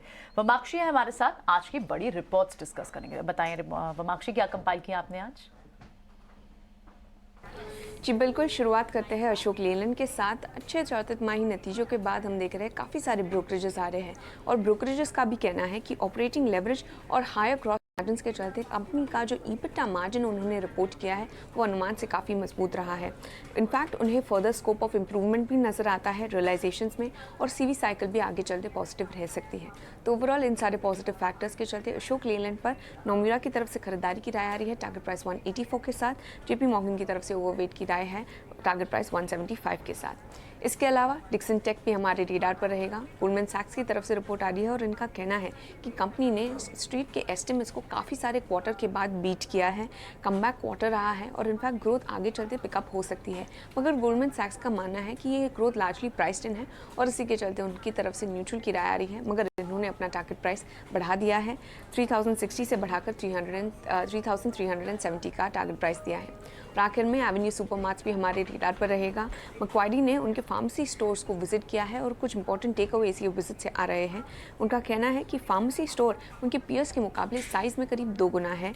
अगर हम देखें तो स्टोर करीब 20% फ्लैट डिस्काउंट ऑफर करता है सारे ही प्रोडक्ट्स पे 7 डे रिटर्न पॉलिसी के साथ। और उनका मानना है कि काफ़ी सारे फ्रंट्स पर कंपनी को और भी काम करना बाकी है, जैसे कि pricing, sales ramp up, store sizing, और खास करके उनकी स्टोर पोजिशनिंग। तो लार्जली ये थे सारे इंपॉर्टेंट ब्रोकरेजेस जो आपके रेडार पर होने चाहिए आज के ट्रेडिंग सेशन के लिए। Okay, thank you very much ये सारे स्टॉक्स और ब्रोकरेजेस बताने के लिए वमाक्षी। आइए कुछ वोरा को भी वेलकम करते हैं। कुछ काफ़ी दिनों के बाद हमसे बात कर रहे हैं आज शो पे, और प्रियंका का कहना ये है कि वो एक ज़बरदस्त और मज़ेदार वेकेशन करके आए हैं, तो रिफ्रेश होके आए हैं। कहाँ घूम के आए हैं? क्या ये सही कह रही हैं? खुश? हाय अजय, बिल्कुल। देखिए, मैं जानता था आपका नेटवर्क स्ट्रांग है, बट इतना स्ट्रांग है मैं नहीं जानता था। देखिए सारी खबर रखते हैं। नहीं, बिल्कुल बाहर घूम के आए हैं, इंडिया के बाहर, बट स्वदेश से नॉट टू फार। और हॉलीडे भी ऐसी रही कि जिससे रिकवर करने के लिए हमें 2 दिन की हॉलीडे लगी। सो आप इमेजिन कर सकते हैं। कहाँ गए थे? Break, Singapore. सिंगापुर? हाँ जी। अज्यूम क्या इतना लंबा ब्रेक पे थे, छुट्टियों पे गए होंगे कहीं। Interesting, very good. और आप वहाँ गए, और हम SGX निफ्टी को यहाँ लाने की तैयारी में लगे हुए हैं। जून से आपको पता है ना, गिफ्ट निफ्टी हो जाएगा उसका नाम। तो SGX निफ्टी आपको सुबह देखना नहीं होगा। देखिए, मैं उसी मुहिम में थोड़ा सा मदद करने गया था। I'm glad it worked. Just kidding, obviously. अब बताइए क्या ट्रेड करवा रहे हैं? वेल देखिए बहुत ही क्लियर व्यू है मेरा, तो यहाँ पे बाय ऑन डिप्स का है। अगर मुझे सिंपल अपफ्रंट कंक्लूजन देना हो तो ये है बाय ऑन डिप्स। हम कॉन्स्टेंटली बेस जो है उसको ऊपर शिफ्ट होते हुए देख रहे हैं, 18,000 18,100 और अब 18,200 तक बेस शिफ्ट होते हुए देख रहे हैं। तो जब तक 20 डे मूविंग एवरेज जो 18,200 के जस्ट नीचे है, मेंटेन्ड है, जब तक एफआईआईस की बाइंग चल रही है, मैं कहूंगा कि बाय ऑन डिप्स करते रहे। In fact it's a very healthy sign जो हमें एसजीएक्स निफ्टी बता रहा है। मार्केट्स हल्के से अगर नीचे ओपन होते हैं, तो अगर हमें 18,200 या उसके जस्ट बिलो मिलते हैं तो it will not be a bad idea to actually go long. अब 18,400 18,450 जो इस कैलेंडर ईयर का हाई है, उसके आसपास थोड़ा सा कंजेशन है, तो हो सकता है it might take some effort to cross that, but मेरे हिसाब से that trend will continue and we will see higher levels. So buy on dips की सलाह रहेगी on Nifty. Bank Nifty very similar, एक ट्रायंगल बनते हुए नजर आ रहा है, कंजेशन दिख रहा है यहाँ भी 44,000 के आसपास, बट इसका जो ब्रेकआउट है मोर लाइकली है कि अपसाइड पे ही आएगा and the trend will continue. तो दोनों में ही मेरी बाय ऑन डिप्स की सलाह रहेगी। 43,700 का सपोर्ट जोन है ऑन बैंक निफ्टी, 44,200 44,400 के जो जोन्स हैं ये रेजिस्टेंस जोन्स हैं। सपोर्ट के आसपास मिले स्टॉप लॉसेस लगा के आप डेफिनेटली दोनों में लॉन्ग जा सकते हैं। Ideas, specific ideas stock specific वाले स्टॉक स्पेसिफिक में Ajay I'd like to pick up where I left off. I think the last session I was here, मैंने पावर मैक्स सजेस्ट किया था फॉर अ टारगेट ऑफ 3,200। वो target meet हुआ है, उसके ऊपर स्टॉक ने सस्टेन भी किया कब कुछ समय के लिए, थोड़ी सी प्रॉफिट बुकिंग आई है, बट अब मुझे लग रहा है कि ये जो अप ट्रेंड है ये यहाँ से रिज्यूम होगा। ट्रेडर हैं अगर आप, तो 3,400 के टारगेट के लिए अब इसे बाय करने, 3,100 स्टॉप लॉस रहेगा। अगर आप इन्वेस्टिंग के लिहाज से देख रहे हैं, 3,700 तक के लेवल्स के लिए आप इसमें बने रह सकते हैं। जो मेरा दूसरा पिक है that is Chola Finance. Again stock is going from strength to strength. Options में हमने इसमें थोड़ा सा बेस बनते हुए देखा है, बट जिस तरीके का मोमेंटम है there is a good chance कि इसमें कॉल राइटर्स को शॉर्ट कवरिंग के लिए रश करना पड़ेगा।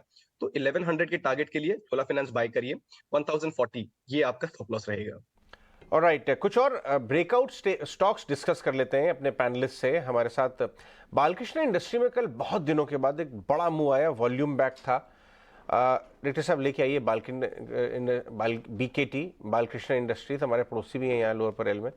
लेकिन कल का जो मूव था 5% का, बाजार घटा, ये स्टॉक नहीं घटा। दूसरा 2400 के लेवल्स के ऊपर बंद हुआ है, जो बहुत महीनों के बाद, इसका 6 महीने 1 साल का ग्राफ देखिए तो ये कुछ 7-8 महीने पहले इस भाव पे हुआ करता था, नीचे में 1900, और वहां से रिकवर करता हुआ वापस आया है आज 2400 के बाद 6 महीने के इस लेवल पे।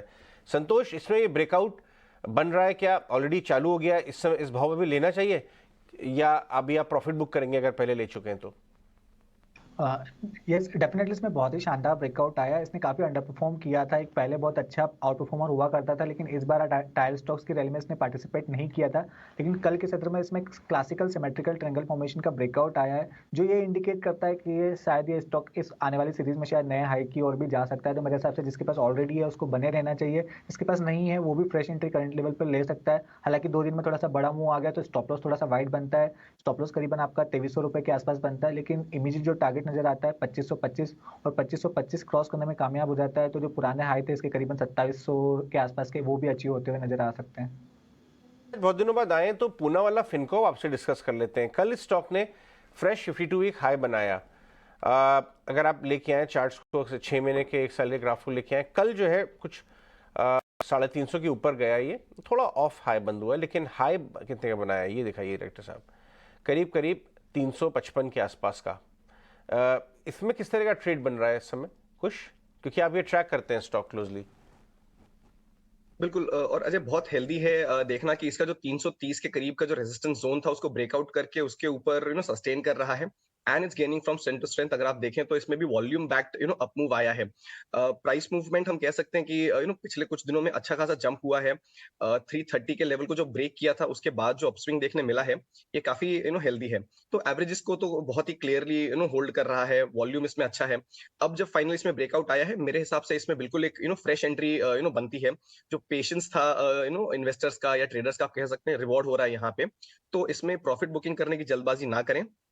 इस स्टॉक में आप और मोमेंटम आते हुए देख सकते हैं।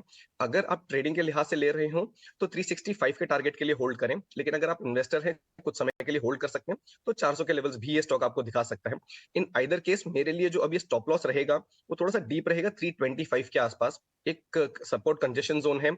इसके जो शॉर्ट टर्म एवरेजेस हैं वो भी आ रहे हैं, तो 325 के स्टॉप लॉस के साथ इसमें आप लॉन्ग बने रह सकते हैं और फ्रेश लॉन्ग्स भी इनिशिएट कर सकते हैं। तो पूना वाला फिनकॉर्प पे आपकी होल्ड की राय होगी जो नीचे के लेवल से इन्वेस्टेड है, ठीक है। लेकिन इस बीच हमने जब मैक्स लाइफ इंश्योरेंस के डायरेक्टर और सीईओ हीर वोरा से बात की तो आइए उनसे समझते हैं कि उन्हें कौन सी थीम्स पसंद आ रही हैं बैंक्स एनबीएफसीज में, कहाँ उन्हें वैल्यू ज़्यादा दिख रही है। मुझे लग रहा है ये एक निफ्टी एक रेंज बाउंड रीजन में लग रहा है, क्योंकि एक जो रैली आई है लास्ट 1.5-2 महीने में, वो काफी हद तक ग्लोबली जो इंटरेस्ट रेट बढ़ने की सिचुएशन थी उसके रिवर्सल की बात हो रही है, उसकी वजह से हो रही है। जो जिस तरह से इन्फ्लेशन धीरे धीरे करके इंडिया में और ग्लोबली नीचे आ रही है, अभी भी हाई लेवल्स पे, लेकिन हाई लेवल से नीचे आ रही है, उसकी वजह से एक माहौल बन रहा है कि शायद जो फेडरल रिजर्व है, आरबीआई है, उनका जो काफी कड़ा रवैया रहा था इंटरेस्ट रेट को लेके हाइक कर रहे थे, वो अब शायद इतना कड़ा नहीं रहेगा, और उसकी वजह से एक रिलीफ मैं बोलूंगा मार्केट्स को हो रही है कि जो टाइटनेस है लिक्विडिटी वगैरह की ग्लोबली, वो धीरे धीरे करके कम होगी और फंड फ्लो मोर नॉर्मल होंगे। तो ये एक पॉजिटिव हो गया। जो एक रिस्क जो मुझे लग रहा है कि अभी भी यूएस में खास करके और यूरोप में एक स्लोडाउन का माहौल है, कंजम्पशन खास करके स्लोडाउन हो रही है, तो वहां पे एक रिसेशन की संभावना है। तो एक लिक्विडिटी की पॉजिटिव है और एक स्लोडाउन की जो रिस्क है उसकी वजह से मुझे लग रहा है बाजार एक रेंज में रहना चाहिए। वन वे मूव नहीं लग रहा, ना ऊपर में ना नीचे में। ओके ठीक है, तो ये आप मिहिर वोरा को सुन रहे थे, वो अपना मार्केट्स पर अपना एक व्यू पॉइंट दे रहे थे। आज एक ब्लॉक डील लगेगी महिंद्रा सीआई पे, और खबर यह है कि करीब 125 करोड़ शेयर होंगे जो बेचने के लिए आएंगे, और इक्विटी के लिहाज से वो 3.2% के आसपास बनती है। एक बार पार्थिव आपका एक व्यू पॉइंट चाहिए ये ब्लॉक डील का, क्योंकि साइज़ में बड़ी है, इक्विटी भी काफ़ी अच्छी है, 3% इक्विटी का हाथ बदला है, तो ये ठीक है, ये शेयर को आप कैसे रीड करते हैं सर? देखिए एक्चुअली ये महिंद्रा ग्रुप की ऑटो एंसिलरी है, काफ़ी यूरोप के सेगमेंट पे उनका बिजनेस है, फोर्जिंग जैसे काम करते हैं, लेकिन पिछले काफ़ी सालों से मैं ये ट्रैक कर रहा हूँ, लेकिन अर्निंग्स में जो कंसिस्टेंसी है वो नहीं दिख रही और काफ़ी वॉलेटाइल भी रहता है शेयर प्राइस का रेंज। और महिंद्रा आई थिंक मुझे लग रहा है कि they are trying to hive off some of the so called non core business, because M group हम देख रहे हैं कि इनके पास काफ़ी होल्डिंग स्ट्रक्चर है ग्रुप कंपनीज की, और महिंद्रा एंड महिंद्रा खुद as a parent is doing a lot of capex for increasing the production capacity, जो ओईएम की कैपेसिटीज है। तो उस लिहाज से आई थिंक ये स्टेक सेल वही डायरेक्शन में लग रही है। मुझे नहीं लग रहा यहाँ पे ज्यादा जूस है, बिकॉज वैल्यूएशंस भी इतने कंफर्टिंग नहीं है। ऑटो एंसिलरी स्पेस में मुझे ऐसा लग रहा है इट्स बेटर टू प्ले वैसी कंपनीज के जहाँ पे डोमेस्टिक सेंट्रिक फोकस है। यूरोप यूएस में हमेशा मैक्रो हेडविंड्स की वजह से बहुत सारे मूविंग पार्ट्स रहते हैं, तो उस लिहाज से ज्यादा वैल्यू क्रिएट नहीं होती लॉन्ग टर्म शेयर होल्डर्स के लिए। ये ग्लेनमार्क लाइफ में अभी शरद बता रहे थे कि काफ़ी लोगों का इंटरेस्ट आ रहा है स्टेक परचेज के लिए।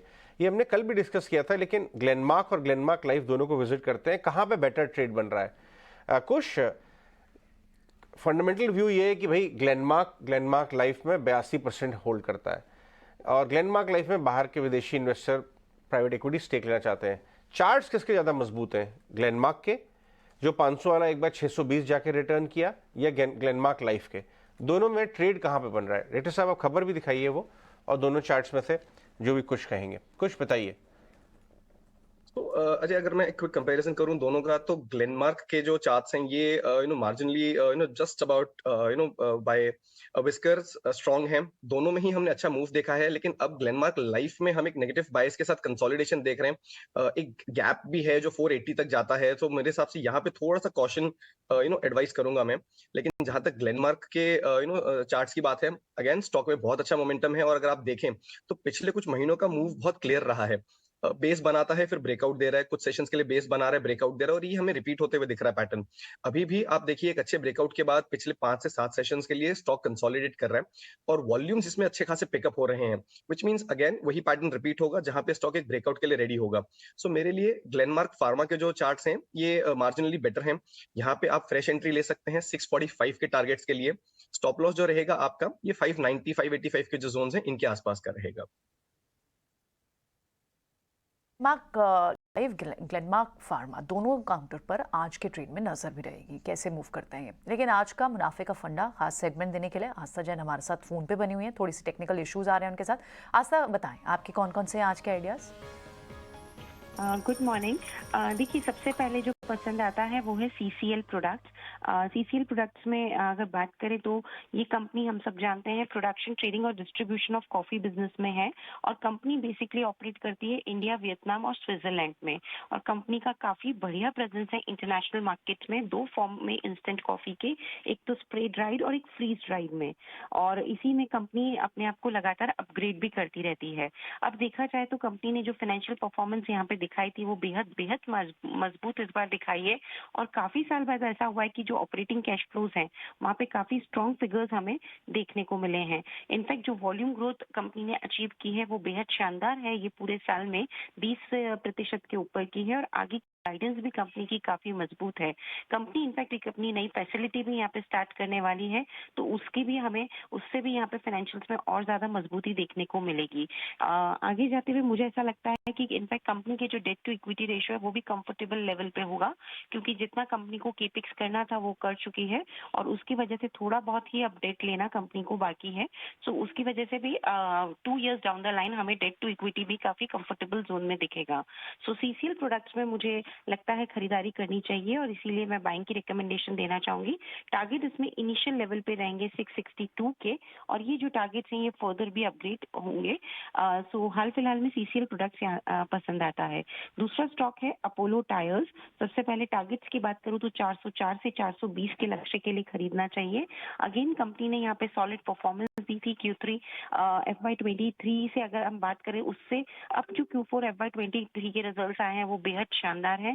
ऑपरेटिंग इनकम की चाहे से मैं बात करूं या मार्जिन्स की बात करूं, सब जगह बढ़िया ग्रोथ कंपनी ने दिखाई है। मुझे लगता है कंपनी को काफी सॉलिड डिमांड देखने को मिल रही है कमर्शियल व्हीकल और पैसेंजर व्हीकल स्पेस से, और उसकी वजह से कंपनी की सेल्स कंटिन्यूसली ग्रो करती हुई हमें नजर आएगी 7% की CAGR से। मार्जिन्स की बात करें तो गोइंग फॉरवर्ड कंपनी 15% के ऊपर की EBITDA मार्जिन मेंटेन करती हुई नजर आएगी, और ROCE में भी हमें लगता है बढ़िया बढ़ोतरी हमें देखने को मिलेगी। सो ये कंपनी भी पसंद आती है, लेकिन इसमें एक जो टारगेट है वो पहला 404 का रहेगा और उसके बाद 420 के रहेंगे। सो दूसरा जो कॉल है वो अपोलो टायर्स पे है, बाइंग की रिकमेंडेशन है इस काउंटर पे। ठीक है आस्था, बहुत बहुत शुक्रिया, थैंक यू वेरी मच ये सारे दोनों ट्रेड्स बताने के लिए। अपोलो टायर और CCL प्रोडक्ट दोनों आपके स्क्रीन पर थे, और दोनों के टारगेट्स भी आपने अच्छे से नोट कर लिए होंगे। आगे बढ़ते हैं, डिक्सन टेक्नोलॉजी के नंबर आए हैं। डिक्सन ने अच्छा बेस बनाया हुआ था और भी चल सकता था। हमने 2-4 दिन पहले भी आपको बताया था कि डिक्सन और गोदरेज प्रॉपर्टीज़ दो ऐसे शेयर हैं जिसमें इन्वेस्टर्स को ज़रूर ध्यान रखना चाहिए और अपने वित्तीय सलाहकारों से पूछना चाहिए। सौमित, एक बार जरा वापस से आप बताइए, डिक्सन टेक्नोलॉजी के नंबर आने के बाद कल का मूव स्ट्रॉन्ग था, नंबर्स ठीक हैं, आज रिपोर्ट कह रहा है कि हमने 3300 तक का टारगेट कर दिया 3000 से बढ़ाकर, तो आपका व्यू क्या है इस पे? जी देखिए, काफी अच्छा बेस फॉर्मेशन बना था। उसके बाद जो ब्रेकआउट आया था कल और परसों के सेशन में, काफी एक स्ट्रॉन्ग ब्रेकआउट था। कल भी देखिए प्रॉफिट बुकिंग थोड़ा सा आया था, लेकिन पूरा पुल बैक हुआ और almost near to the day high close हुआ है। तो बिल्कुल बाय ऑन डिप्स का आप यहाँ पे स्ट्रेटेजी रखिए। जिनके पास ऑलरेडी होल्डिंग है बिल्कुल आप होल्ड रखिए। स्टॉप लॉस यहाँ पे मेंटेन कीजिए 3100 का। अपसाइड में पहला जो टारगेट रहेगा वो रहेगा नियर बाय 3700, जो इसका एक 200 मूविंग एवरेज का भी वैल्यू है। तो बिल्कुल आप होल्ड रखिए, और अभी भी स्ट्रॉन्ग मोमेंटम बना हुआ है। ठीक है, JSW एनर्जी को लेके आइए डायरेक्टर साहब। कल इसके नतीजे आए, रिजल्ट्स में तो वन ऑफ है, पॉइंट वो नहीं। पॉइंट ये है कि इन्होंने अपनी जो स्ट्रैटेजी डिस्कस की है, 0.2 स्ट्रैटेजी डिस्कस की है, उसमें प्रॉफिट और एबिटा के टारगेट्स को काफ़ी बढ़ा दिया है, 25% से बढ़ा दिया है। स्टॉक अगर आप देखें तो 260-270 होके थोड़ा सा रिवर्स हुआ है। इसका एक महीने का ग्राफ दिखाया डायरेक्टर साहब, 250 क्रॉस किया एक बार के लिए, फिर वापस आके 245 के आसपास सेटल होता हुआ नजर आ रहा है। ये देखिए आपके पास ग्राफ है, 260-65 तक गया था। क्या ये एक एंट्री का मौका दे रहा है संतोष? JSW 220 जब से छोड़ा है तब से पॉजिटिव मोमेंटम बनाने की कोशिश कर रहा है, क्या ये पुल बैक्स पे लेने वाला स्टॉक है? यस, इसका हम एक लंबा चार्ट देखें तो पिछले 2 साल से स्टॉक एक रेंज में अटका हुआ है, क्योंकि उसके पहले एक हमने बड़ी रैली देखी थी। और शॉर्ट टर्म की बात करें तो एक बेस बनाने की कोशिश की है इसने 220 के आसपास अच्छी, लेकिन इसको क्रॉस करना पड़ेगा। एक इंपॉर्टेंट हर्डल है 255 से 260 की रेंज का, जो इसका 20 डे मूविंग एवरेज है। अगर वो लेवल क्रॉस करने में कामयाब हो जाता है तो हमको एक मोमेंट देखने को मिल सकता है 200 दिन के मूविंग एवरेज के आसपास, जो करीबन 80 के आसपास आएगा। तो थोड़ा सा अगर आप वेट कर सकते हैं तो 255 के ऊपर टिके तभी मेरे हिसाब से ट्रेड लेना चाहिए। और अगर अभी कोई ट्रेड लेता है तो उसके लिए वेल डिफाइंड स्टॉप लॉस है 240 रुपए का। ठीक है, और राइट, ये तो बात रही JSW एनर्जी की। पर और दूसरे जो नंबर्स आए उसमें कई सारे अच्छे नंबर्स आए। डिक्सन टेक को हम अभी डिस्कस भी कर रहे थे, ब्रोकरेज हाउस की रिपोर्ट्स बहुत अच्छी हैं, नंबर्स काफ़ी अच्छे आए हैं। क्या यहाँ ट्रेड बनता है? आप बताएं सुमित। डिक्सन टेक कुछ दिन पहले अच्छा चल रहा था, लेकिन एक आध दिन से उस पर प्रॉफिट बुकिंग भी आ रही है। क्या चार्ट्स होने, इसके चार्ट्स पर क्या लगता है आपको, लेवल्स क्या देखेंगे आप? जी बिल्कुल, यहाँ पे आप कंटिन्यू रख सकते हैं अपना होल्डिंग। अगर किसी ने फ्रेश बाइंग की है तो बिल्कुल आप होल्ड रखिए, और बाइंग इन डिप्स का भी सलाह रहेगा। स्टॉप लॉस रहेगा 3100 का। अपसाइड में जो नेक्स्ट लेवल अचीव हो सकता है दैट इज अराउंड 3700, जो इसका एक 200 मूविंग एवरेज भी है।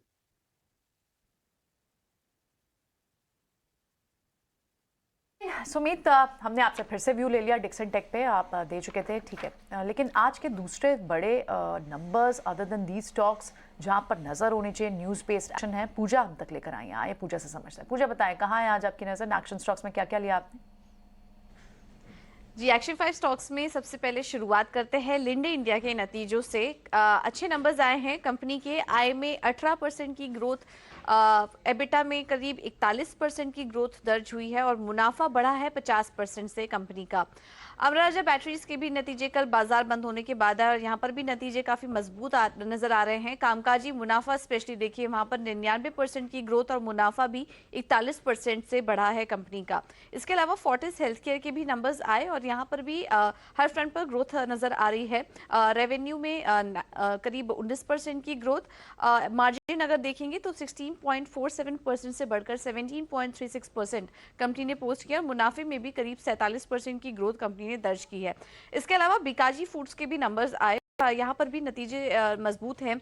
आय में करीब 15% की ग्रोथ, कामकाजी मुनाफा 54% से बढ़ा कंपनी का, और मुनाफे में करीब 57% की ग्रोथ कंपनी ने दर्ज की है। और आखिर में बात करते हैं स्नाइडर इलेक्ट्रिक के नतीजों की। यहाँ पर भी नंबर्स काफी स्ट्रांग हैं। आय में 20% की ग्रोथ कंपनी ने दर्ज की, मुनाफा 260% से बढ़ा है कंपनी का, और माफ कीजिएगा, कामकाजी मुनाफा 260% बढ़ा है कंपनी का, मुनाफे में भी एक स्ट्रांग ग्रोथ कंपनी ने दर्ज की है। और अगर मार्जिन के फ्रंट पर भी नजर डालेंगे तो 5% से बढ़कर जो मार्जिन के फिगर्स आए हैं वो करीब 15% के पास आए हैं। तो नतीजों के चलते आज काफी सारा एक्शन एक्सपेक्टेड है। ठीक है, ये एक्शन स्टॉक्स तो पूजा ने आपको बता दिए। पूजा शुक्रिया आपका। ये सभी स्टॉक्स के बारे में हम डिस्कस कर भी रहे हैं, कुछ स्टॉक्स रह गए होंगे वो हम आगे भी डिस्कस कर लेंगे। लेकिन इस बीच मैनेजिंग एडिटर निकुंज जालमिया ने अपना व्यू पॉइंट क्या रखा आज मार्केट को लेकर, एक बार वो वापस से सुनते हैं। अगर आपने 4 छक्के मारे हैं एक ओवर के अंदर तो उसके बाद है कि 2 डॉट बॉल हो सकती हैं, मगर इसका मतलब नहीं है कि प्लेयर आउट हो गया। तो ये 2 डॉट बॉल वाला समय है। एक अगर आप देखें तो मार्केट के अंदर थोड़ा मुझे उम्मीद ये थी कि मार्केट इस हफ्ते न्यूज़ फ्लो लिक्विडिटी को देखते हुए 18,400 को क्रॉस कर जाएगा, वह नहीं हुआ। फ्लोज अच्छे हैं, अडानी ग्रुप ऑफ स्टॉक्स के अंदर बड़ी तेज़ी देखने को मिली है। तो मार्केट हम कह रहे हैं ना उस फेज़ में इस समय जा रहा है कि इस समय शायद मार्केट थोड़ा सुस्त सा हो रहा है। मगर क्योंकि एफएनओ एक्सपायरी है, मुझे लगता है एक्सपायरी के बाद अगर ग्लोबली कुछ डेट सीलिंग को लेकर के बड़ी समस्या नहीं आती है, कोई बड़ा एफआई रिवर्सल नहीं आता है, तो मार्केट के अंदर मुझे कोई खतरे के बादल तो नहीं दिख रहे हैं।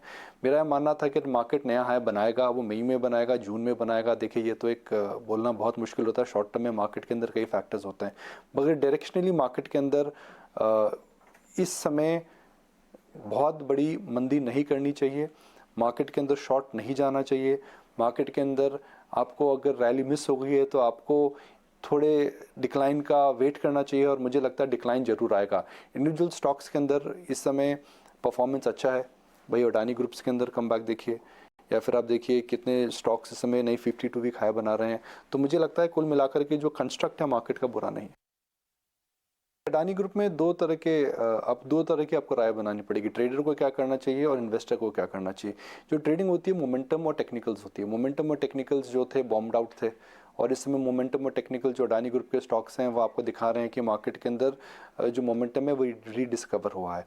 तो वह आपको अगर ट्रेडिंग करनी है तो आपको ट्रेडिंग प्रिंसिपल्स फॉलो करने पड़ेंगे, स्टॉप लॉस लगाना चाहिए, आपको देखना चाहिए कि आपको ट्रेडिंग कंफर्ट कहाँ है और कहाँ आप वॉलेटिलिटी अब्जॉर्ब कर सकते हैं। Because her Adani group stock के अंदर एक सेम प्रकार का पैटर्न नहीं होता है। कुछ स्टॉक्स हैं जो एफएनओ में है, कुछ स्टॉक्स हैं जो एफएनओ में नहीं है, कुछ स्टॉक्स में 5% से सर्किट है, कुछ स्टॉक्स में सर्किट नहीं है। तो एक यूनिवर्सल आप उसके अंदर वह नहीं बोल सकते हैं कि फैक्ट क्या रहेगा। पर जहाँ तक एक 3 से 5 साल व्यू की बात आती है तो अजय, तो मुझे लगता है कि जो मार्केट में कंसर्न्स आई थी, जी हाइडेनबर्ग रिपोर्ट के बाद अडानी ग्रुप स्टॉक्स के अंदर डेट की प्रॉब्लम आएगी, ग्रुप की ग्रोथ खत्म हो जाएगी, इन्होंने जो प्लान करा था पूरा विजन खत्म हो जाएगा, ऐसा नहीं होने वाला अजय। इस कंपनी के अंदर अभी भी पोर्ट्स हैं, एयरपोर्ट्स का राजस्व ऑपरेटर हो चुका है अडानी ग्रुप। अगर आप देखें पावर ट्रांसमिशन में बढ़ा है, ग्लोबल एसेट्स हैं इनके पास, ग्रीन हाइड्रोजन में बढ़ रहे हैं। तो 3 से 5 साल के जो फ्यूचर रेडी बिजनेसेस हैं उनके अंदर इनका प्रेजेंस है। और इंडिया का तो इंफ्रास्ट्रक्चर सेक्टर है, इसके अंदर एक मूल तौर पर, एक फंडामेंटल तौर पर इसके अंदर हमने देखा है कि कई चेंजेस हुए हैं। हिंदुस्तान में सड़कें देखिए कितनी बढ़ रही हैं। हिंदुस्तान के अंदर आप देखिए, बॉम्बे में हम जाते हैं तो सी लिंक को बनने में 20 साल लगा, मगर जो कोस्टल लिंक आ रहा है कितना तेज़ी से चल रहा है। तो यहाँ पे इंफ्रास्ट्रक्चर में जेन्युइन चेंजेस आ रहे हैं। ठीक है, ये निकुश टेलमे का व्यू अभी आप अपनी स्क्रीन पे सुन पा रहे थे। खैर आगे बढ़ते हैं, हिंडाल्को के नंबर्स आने हैं आज।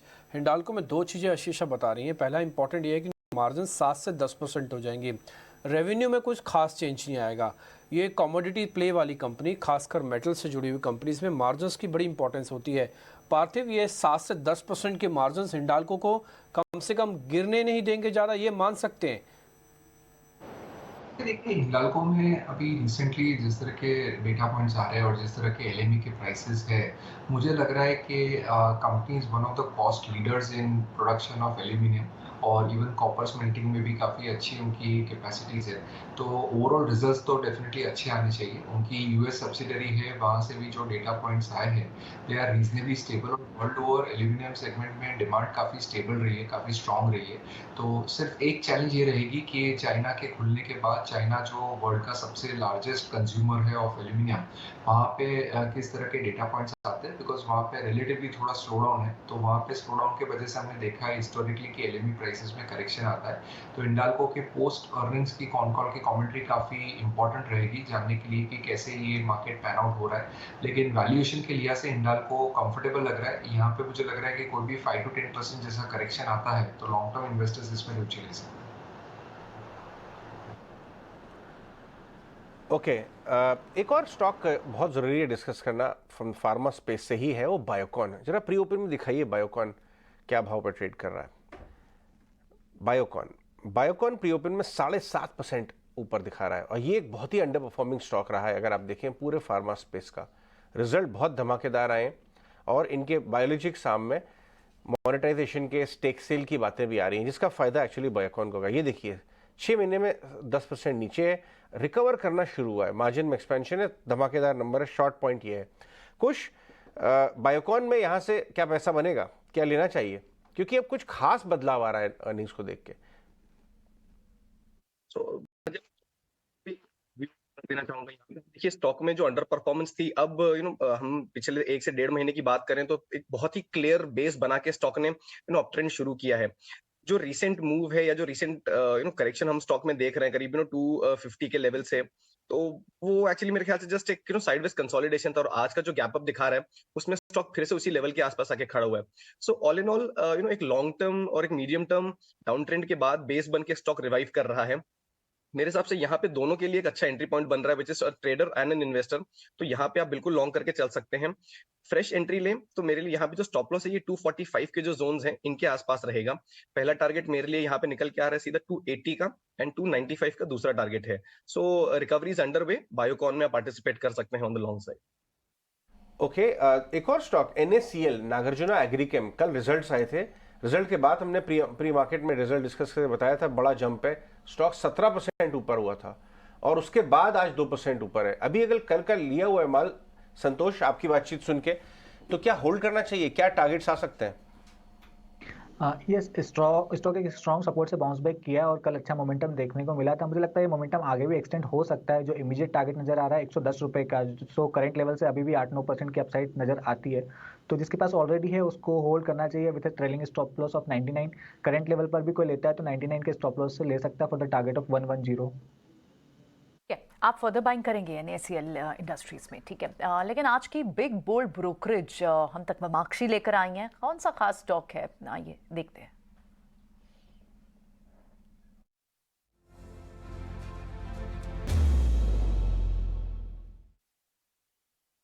जी बिल्कुल, आज का बिग बोल्ड ब्रोकरेज है गोदरेज कंज्यूमर के ऊपर। HSBC की तरफ से रिपोर्ट है और उनका कहना है कि ये एक सिग्निफिकेंट लैगर्ड रहा है, मगर अब ये अपस्विंग में आ गया है।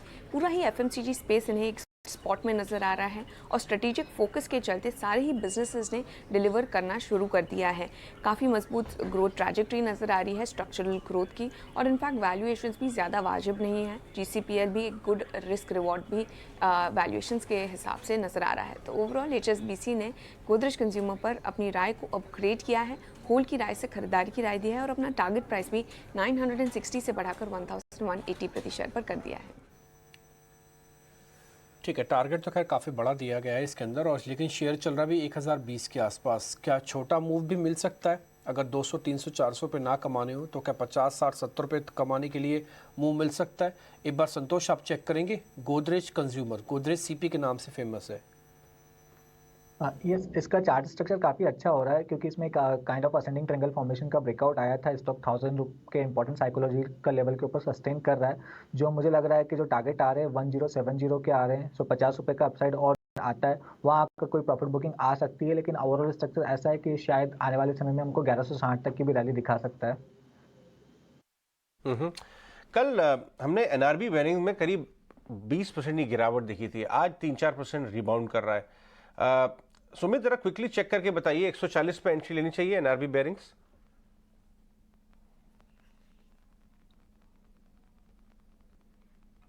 सुमित अनम्यूट करिए।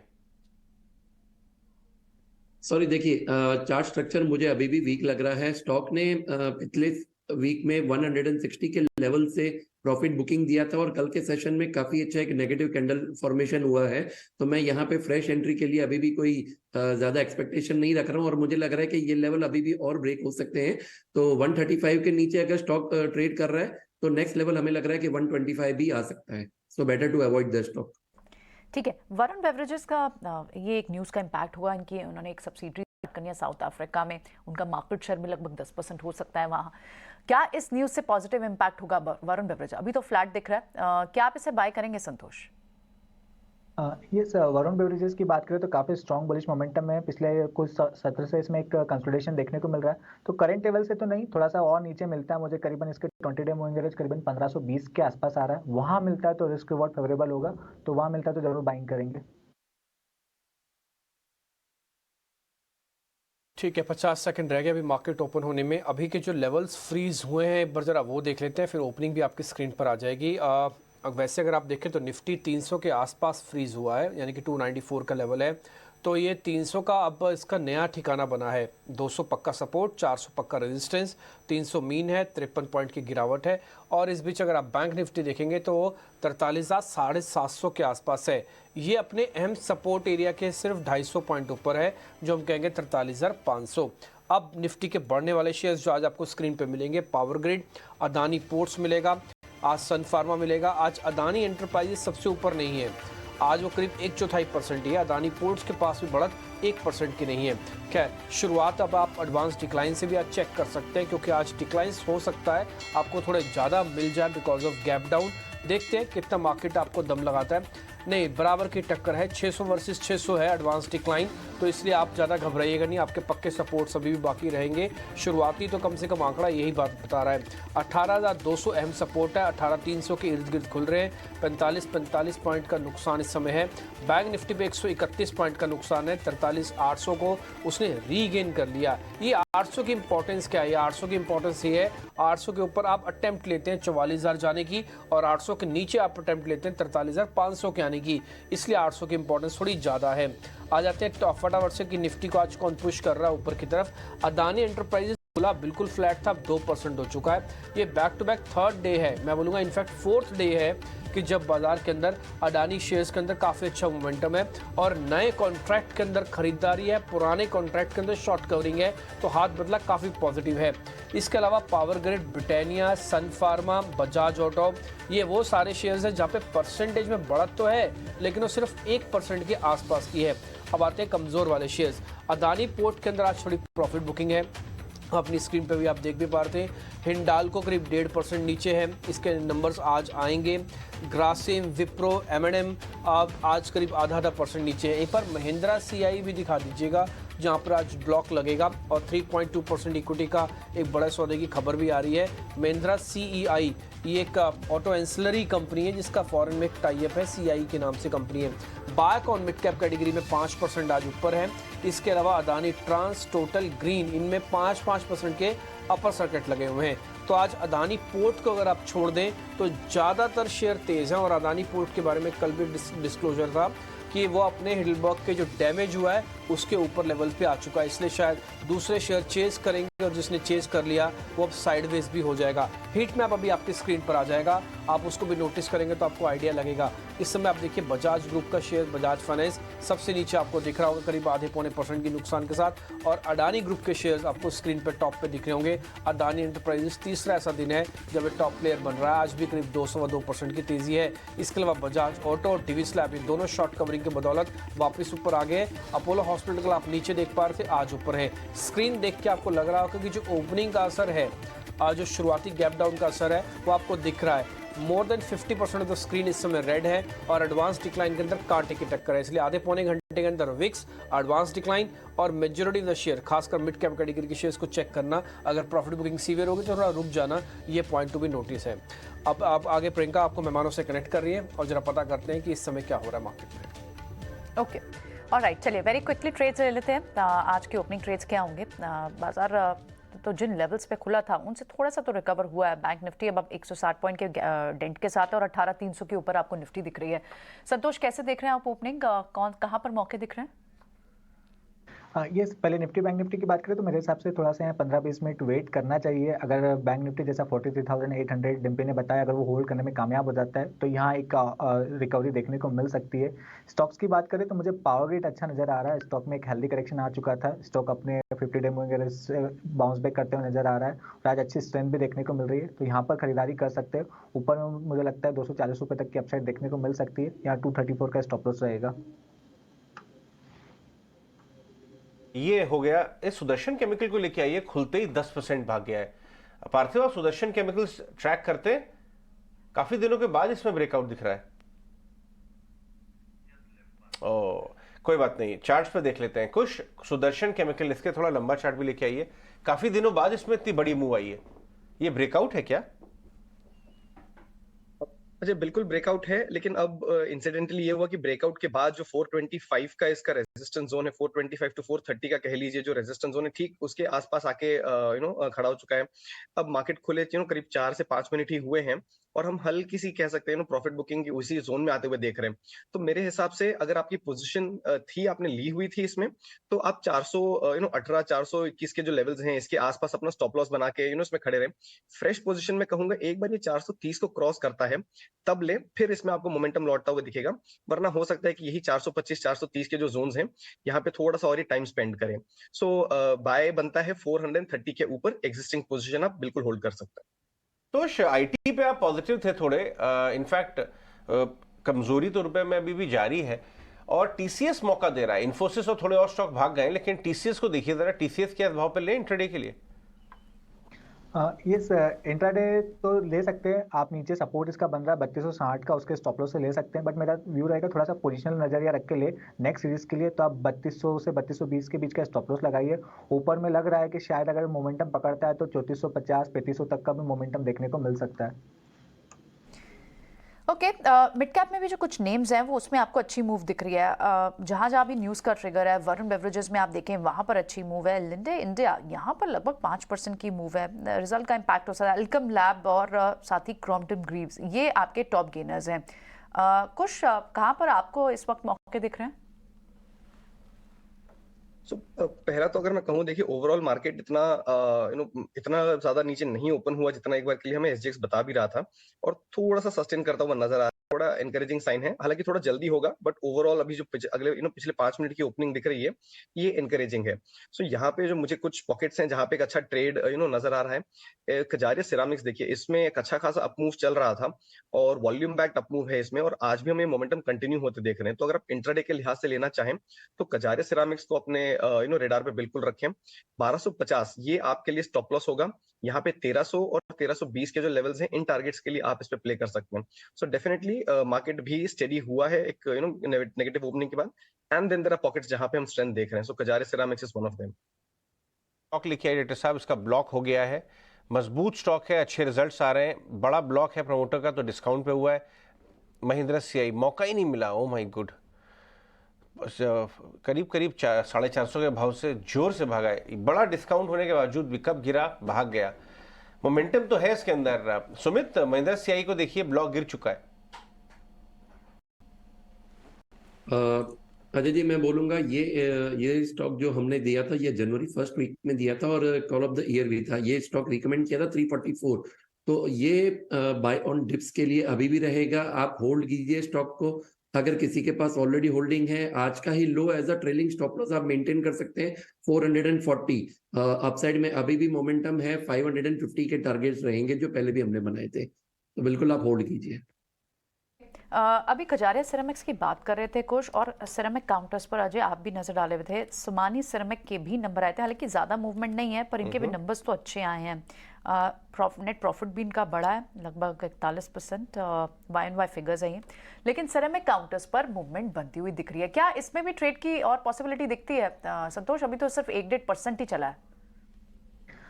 यस, वैसे सारे स्टॉक्स में एक अच्छा मोमेंटम बना हुआ है। सोमानी भी लोअर लेवल से काफ़ी अच्छा चल चुका है। एज ए ट्रेडिंग बेट थोड़ा सा अवॉइड कीजिए, क्योंकि एक थोड़ा सा रेजिस्टेंस है 660 के आसपास का, लेकिन ऐसे थोड़ा सा लंबा व्यू है, तो मेरे हिसाब से कोई भी डिप मिलता है यहाँ से करीबन 600 के आसपास का, तो एक खरीदारी की अपॉर्चुनिटी रहेगी, क्योंकि स्टॉक 660 निकालता है, तो जो इसका अगला टारगेट आ रहा है वो 800 रुपये तक का आ रहा है।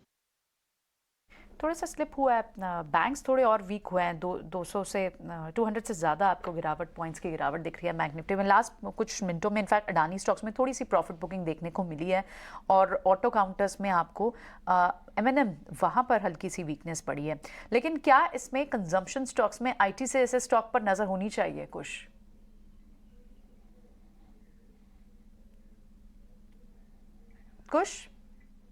ITC सॉलिडेशन का फेज यहाँ पे चल रहा है, बायस पॉजिटिव है, लेकिन मुझे लग रहा है इसमें जो मोमेंटम है ये 435 के ऊपर लौट के आएगा। तो फिलहाल अगर आप अक्यूमुलेट करना चाहें तो ये एक अच्छे जोन में है जहां पे आप अक्यूमुलेट कर सकते हैं, बट मोमेंटम मुझे 435 के ऊपर आता हुआ नजर आ रहा है। So because overall setup positive, हम जानते हैं क्या स्ट्रेंथ इस काउंटर में देखी गई है। सो उस हिसाब से मैं कहूंगा कि इसको आप लॉन्ग करके चल सकते हैं। 422 के जो जोन्स हैं इनको अपना स्टॉप लॉस बना के चले। पहला टारगेट आपके लिए यहाँ पे 440 और दूसरा टारगेट जो है 448 का निकल के आ रहा है, बट जैसा मैंने बताया मोमेंटम आप इसमें 435 के ऊपर आते हुए देखेंगे। इंपॉर्टेंट है ITC, प्रियंका आपने मार्क किया, ITC का रोल, LNT का रोल बहुत इंपॉर्टेंट हो जाएगा, और IT स्टॉक्स का, क्योंकि आपने जो बताया 18,270-72 से निफ्टी तो रिबाउंड कर गया, अटेम्प्ट कर रहा है आने की, लेकिन बैंक्स नीचे हैं, तो बैंक्स दबाव डाल रहे हैं निफ्टी पे। बैंक्स इनफैक्ट अगर आप बैंक निफ्टी देखें तो डेज लो के करीब आ गए। तो IT, ITC, एशियन पेंट्स, इनका बहुत बड़ी भूमिका हो जाएगी। लेकिन ये जरा, और दूसरा मिड कैप स्मॉल कैप, वो इतना घटे नहीं है, इनफैक्ट फ्लैटन हो गए। BSE small cap mid cap stocks अगर आप देखें तो वो गिरे नहीं है बहुत ज़्यादा। बैंक निफ्टी एक दबाव डालता हुआ चला आ रहा है, इंटरेस्टिंग होगा। ये सिरमा SGS में ब्लॉक्स कल के जो डेटा दिखा रहा है, करीब 4 बड़े फंड्स ने बाइंग की है ब्लॉक में, उसके बाद भी सॉलिड रिजल्ट्स के बाद ये स्टॉक चले जा रहा है। इसका मोमेंटम रुक ही नहीं रहा है। अगर लेके बैठे टाइम पे तो बैठे क्या, 25% एक महीना चला है, रुकना चाहिए, थोड़ा मुनाफा वसूल कर लें। सुमित जी, अजय जी, जैसे हर बार हम बोलते हैं booking profit is always better than looking profit, तो बिल्कुल आप यहाँ पे इंडिकेटर भी देखिए, RSI बिल्कुल एक ओवरबॉट टेरिटरी में आ चुका है।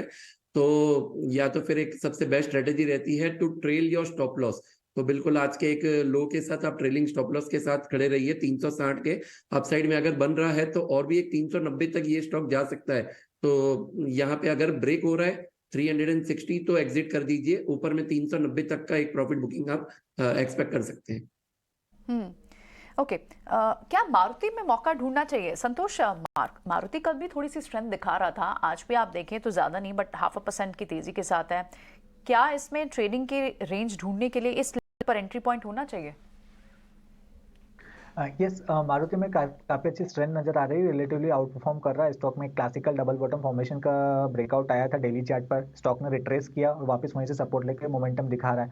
तो लग रहा है कि शायद इस बार आने वाले समय में हमको 10,000 के लेवल भी देखने को मिल सकते हैं। और जैसे ट्रेडिंग बेट भी लेना चाहते हो तो आपके लिए स्टॉप लॉस रहेगा 9150 का। ऊपर में जो इमीडिएट टारगेट नजर आता है मुझे 9350 का नजर आ रहा है। ओके, बायोकॉन में भी अच्छा बिल्टअप है ऑलरेडी। बायोकॉन में अगर किसी ने ट्रेड पहले ना लिया हो तो इन लेवल्स पे एंट्री पॉइंट ढूंढे कुछ? क्या प्रियंका भाई, देखिए थोड़ी देर पहले जो हम यही डिस्कशन कर रहे थे कि ओवरऑल इसमें हम एक अच्छे लंबे मीडियम टर्म स्लम्प के बाद एक रिकवरी देख रहे हैं। तो इसमें बिल्कुल एक ट्रेड बनता है। 240 के स्टॉप लॉस से आप लें 280 और 290 के जो जोन्स हैं इन टारगेट्स के लिए। तो बिल्कुल रिकवरी मोड में है स्टॉक और आप यहाँ पे एक लॉन्ग पोजीशन बना सकते हैं। JSW एनर्जी रिजल्ट्स के बाद रिबाउंड कर रहा है। देखिए लेके आई है क्योंकि उसमें एक वन ऑफ है। खुला था 240 तक, इस समय 5 रुपए रिबाउंड कर गया करीब करीब। और इसने अपने आगे की कमेंट्री भी दी है, स्ट्रैटेजी 2 पॉइंट, उस पर नजर रखिए। ये स्टॉक रिबाउंड कर सकता है क्योंकि बाजार फ्यूचर को डिस्काउंट करता है, पास को नहीं। बीकाजी को लेके आइए, अच्छे नंबर्स के बाद निकुंज ने ये बातचीत की थी। ये रिजल्ट के बाद के जो ये लिस्टिंग के बाद के 2-3 क्वार्टर्स हैं बड़े इंपॉर्टेंट होते हैं। पार्थिव, आप बीकाजी फूड्स ट्रैक करते हैं, इस भाव पे 400 के भाव पे वैल्यूएशन कैसे दिखते हैं इसके? वैल्यूएशंस बहुत ही प्राइसी है, नो डाउट। मैनेजमेंट ने पोस्ट आईपीओ लिस्टिंग जो बताया था कि स्लोली ग्रेजुअली जो रॉ मटेरियल इनपुट कॉस्ट है और क्रॉस मार्जिन है वो इम्प्रूव होंगे, वही ट्रेजेक्टरी पे कंपनी प्रदर्शन दे रहा है। No doubt volume growth reasonably अच्छा है। इट इज जस्ट दैट कि ये जो 60-65 टाइम्स का जो फॉरवर्ड मल्टीपल है इन अ सेगमेंट जहाँ पे कंपटीशन इमर्ज होता है, हम जानते हैं कि हल्दीराम भी काफी अग्रेसिव हो रहा है ये सेगमेंट में, और भुजिया में despite the leadership that Bikaji has और raw material input cost benefit है, अभी हो सकता है विद लोअर इन्फ्लेशन थोड़ा प्राइस वॉर हो सकता है। तो उस लिहाज से I think valuations price to perfection होने की वजह से वी वुड अवॉइड। कोई करेक्शन आने पे probably we can take a call. Company अच्छी है, it's a very well run company, लेकिन because of valuation we would avoid at this junction. Okay, थोड़ा सा तो डिफेंसिव आपको मार्केट दिख रहा है। फार्मा काउंटर्स आपको ऊपर दिख रहे हैं, डॉक्टर रेड्डीज हो, सिप्ला हो, उसी पेस पे आप एफएमसीजी में ब्रिटानिया जैसे काउंटर्स देखें। ये एफएमसीजी के कुछ इस पैक के कुछ लार्ज कैप स्टॉक्स हैं, वो तो ऑलरेडी एक सस्टेन मूव में है। लेकिन टू व्हीलर स्पेस में हीरो मोटोकॉर्प जैसे, बजाज ऑटो, उनमें भी एक अच्छी मूव है। इनमें एक ट्रिगर ये भी तो है ना अजय, ये जो ईवी सब्सिडी वाला जिसे स्लैश करने वाली कंपनी, वो TVS motor, hero, Bajaj auto तीनों के लिए अच्छा है। नहीं, देखिए ये बात तो है कि ये थोड़ा सा नर्वस कर रही है स्पेस को। हाँ। लेकिन प्ले बहुत बड़ा है ये। अगर आप देखिए पिछले रिजल्ट्स, पिछले मंथली सेल्स डेटा, तो आप देखेंगे जिन्होंने भी अपनी ईवी स्ट्रेटेजी इन प्लेस रख ली है, जैसे टीवीएस की कंपनी है, ग्रोथ 50-60 टाइम्स है हर महीने। और अब आप अपनी सोसाइटी में देख लीजिए, मेरी सोसाइटी में मतलब अब ये रोजमर्रा की जिंदगी में आपको दिखाई दे रही है, सड़कों पे दिखाई दे रही है, सोसाइटी में दिखाई दे रही है। स्पीड ग्रोथ की बहुत जबरदस्त है। जिन कंपनीज ने लैच ऑन कर लिया अच्छे प्रोडक्ट से और ब्रांड से, वो पीछे मुड़ के नहीं देखेंगी। टीवीएस ने कर रखा है, टीवीएस के पास है ही, टीवीएस उसमें उन्होंने कई सालों तक अपना मार्जिन प्रेशर में रखा, लेकिन प्रोडक्ट पे डेवलप करते रहे। अब ये महंगा है कई लोगों के हिसाब से। टीवीएस मोटर ने वो चाल दिखाई है वही याद है मुझे, 400 वाला करीब 1200-1300, बट ये लोग महंगा भी कहने लगे। ये बताना जरूरी है। पार्थिव, आप इससे महंगा कहेंगे स्टॉक को, टीवीएस मोटर्स को? Yes, absolutely. पूरे टू व्हीलर स्पेस में टीवीएस मोटर्स एक शानदार परफॉर्मर रहा है। No doubt well deserved. काफी टाइम से बात चल रही थी कि सिंगल डिजिट मार्जिन से कब डबल डिजिट आए, तो डबल डिजिट आए हैं और उन्होंने प्रोडक्ट मिक्स बहुत ही बेहतरीन की है, और आगे जाते भी ईवी भी उन्होंने काफी अच्छा ट्रैक्शन दिखा है as compare to its peers like Bajaj और हीरो मोटो। ये स्टॉक अभी definitely it's price to perfection, मुझे ऐसा लग रहा है। नए कोई ऐसे ट्रिगर्स नहीं है जो यहाँ से ज्यादा रीलेट कर सके, तो एक रेंज बाउंड ट्रेड हो सकता है, लंबे टाइम तक टाइम करेक्ट भी हो सकता है। आई थिंक इंटरेस्टिंग बेट रहेगा सुंदरम क्लेटन। ये एक होल्डिंग कंपनी जैसा बिजनेस मॉडल है जहाँ पे टीवीएस मोटर्स के स्टॉक है इसके पास, और उनका जो एल्यूमिनियम फोर्जिंग का बिजनेस है, एल्यूमिनियम डाइकास्ट का जो बिजनेस है, that is looking very very interesting. काफी वहाँ पे ट्रेंड्स अच्छे हैं, तो मुझे लग रहा है कि वैल्यूएशन के लिहाज से होल्डको डिस्काउंट काफी बड़ा होने की वजह से डाउनसाइड सपोर्ट है। तो Sundaram Clayton I would prefer to invest in TVS Motors. Okay, ठीक है, टीवीएस मोटर पर आप इन लेवल से भी, ऑफ कोर्स ये तो एक इन्वेस्टमेंट ग्रेड स्टॉक है ही, बिल्कुल। लेकिन इस बीच आप मिड कैप आईटी में देखें तो कल जहाँ थोड़े से प्रॉफिट बुक थे वो अब फिर से रिकवर हुए हैं, परसिस्टेंट जैसे स्टॉक्स, और दूसरे स्टॉक जहाँ नंबर्स का अच्छा इंपैक्ट एंड मार्जिन इंप्रूव हुए हैं। अशोक लेलैंड में देखें वहाँ 1% की तेजी है, पूना वाला फिनकॉर्प में पीछे के कुछ मिनटों में बढ़ी है तेजी, और टीवीएस जिसको हमने डिस्कस भी किया। इनफैक्ट रिटेल काउंटर्स में भी थोड़ा सा आपको मोमेंटम तो दिख रहा है, चाहे वो आदित्य बिरला हो, ट्रेंट हो, ये भी एक ट्रेडिंग रेंज में रहता है आदित्य बिरला भी। संतोष, क्या इस वक्त इस रेंज को पकड़ना चाहिए या फिर से ये लेवल्स भी सस्टेन नहीं होंगे? यस, ABFRL की बात करें तो इसमें एक वन वे हमने डाउनफॉल देखा है, लेकिन अब सिग्नल मिल रहे हैं कि शायद स्टॉक बॉटम आउट हो चुका है। स्टॉक में जो अभी रिसेंट लो लगा 184 के आसपास का, वो एक अच्छा बॉटम नजर आ रहा है। तो रिस्क रिवॉर्ड फेवरेबल है एज ए पोजिशनल ट्रेडर के लिए। यहाँ पर इमीडिएट टारगेट मुझे लगता है जो आ रहा है वो है इसका 205 का, जो इसका 20 डे मूविंग एवरेज है, उसके ऊपर सस्टेन कर जाता है तो शायद हमको एक रैली 225 रुपए तक की देखने को मिल सकती है। कोटक महिंद्रा बैंक लेके आए डाक्टर साहब। Kotak Mahindra bank private sector में काफ़ी अच्छे मूव दिखा रहा है, जहां आईसीआईसीआई एक्सेस थोड़ा शांत बैठा है। 2000 रुपये का क्रॉस करने की तरफ इसकी डायरेक्शन हुई है। अगर आप देखें पिछले एक महीने का चार्ट, कोटक थोड़ा आउट परफॉर्म करता हुआ नजर आ रहा है। कुछ 2000 क्रॉस करेगा ये नियर टर्म में? निकली है और थोड़ी सी मशक्कत करता हुआ ये नजर आ रहा है। जो हमने एक स्पर्ट देखा था, मुझे ध्यान है कुछ समय पहले मैंने इस पे कॉल दिया था, एंड जो टारगेट्स थे वो हिट हुए थे करीब 1950 1975 के आसपास के, बट उसके बाद जो फॉलो थ्रू एक आना चाहिए था वो नहीं आया है। तो जहां बैंक निफ्टी अपने ऑल टाइम हाइस के पास ट्रेड कर रहा है, स्टॉक में अभी भी अंडर परफॉर्मेंस और वो मोमेंटम कैरी थ्रू होते हुए नहीं दिख रहा है हमें, प्लस वॉल्यूम एक्शन भी इतना एनकरेजिंग नहीं है। तो मैं इसको थोड़ा सा वेट एंड वॉच लिस्ट में डालूंगा। मेरे लिए जो क्रूशियल नंबर है देखने के लिए वो 1975 का है। ये क्रॉस होता है तब शायद इसमें मोमेंटम वापस लौटते हुए दिखेगा और ये बाइंग रेडार पे आएगा, बट अप अंटिल देन ये एक रेंज में ट्रेड करेगा जहां पे यही 1975 ऑन दी अपसाइड, और आप नीचे में देखें तो 1880 के जो जोन्स हैं इसके आसपास ये थोड़ा टाइम स्पेंड कर सकता है। तो फिलहाल बिकॉज मोमेंटम नहीं है, वॉल्यूम एक्शन भी उतना एनकरेजिंग नहीं है, मैं इसको वेट एंड वॉच लिस्ट में ही रखूंगा। बाजार जोर से रिकवर करता हुआ नजर आ रहा है। डिम्पी आप देख रहे हैं Nifty days high, okay Nifty भी, डिम्पी भी थोड़ी देर में लौटेंगे।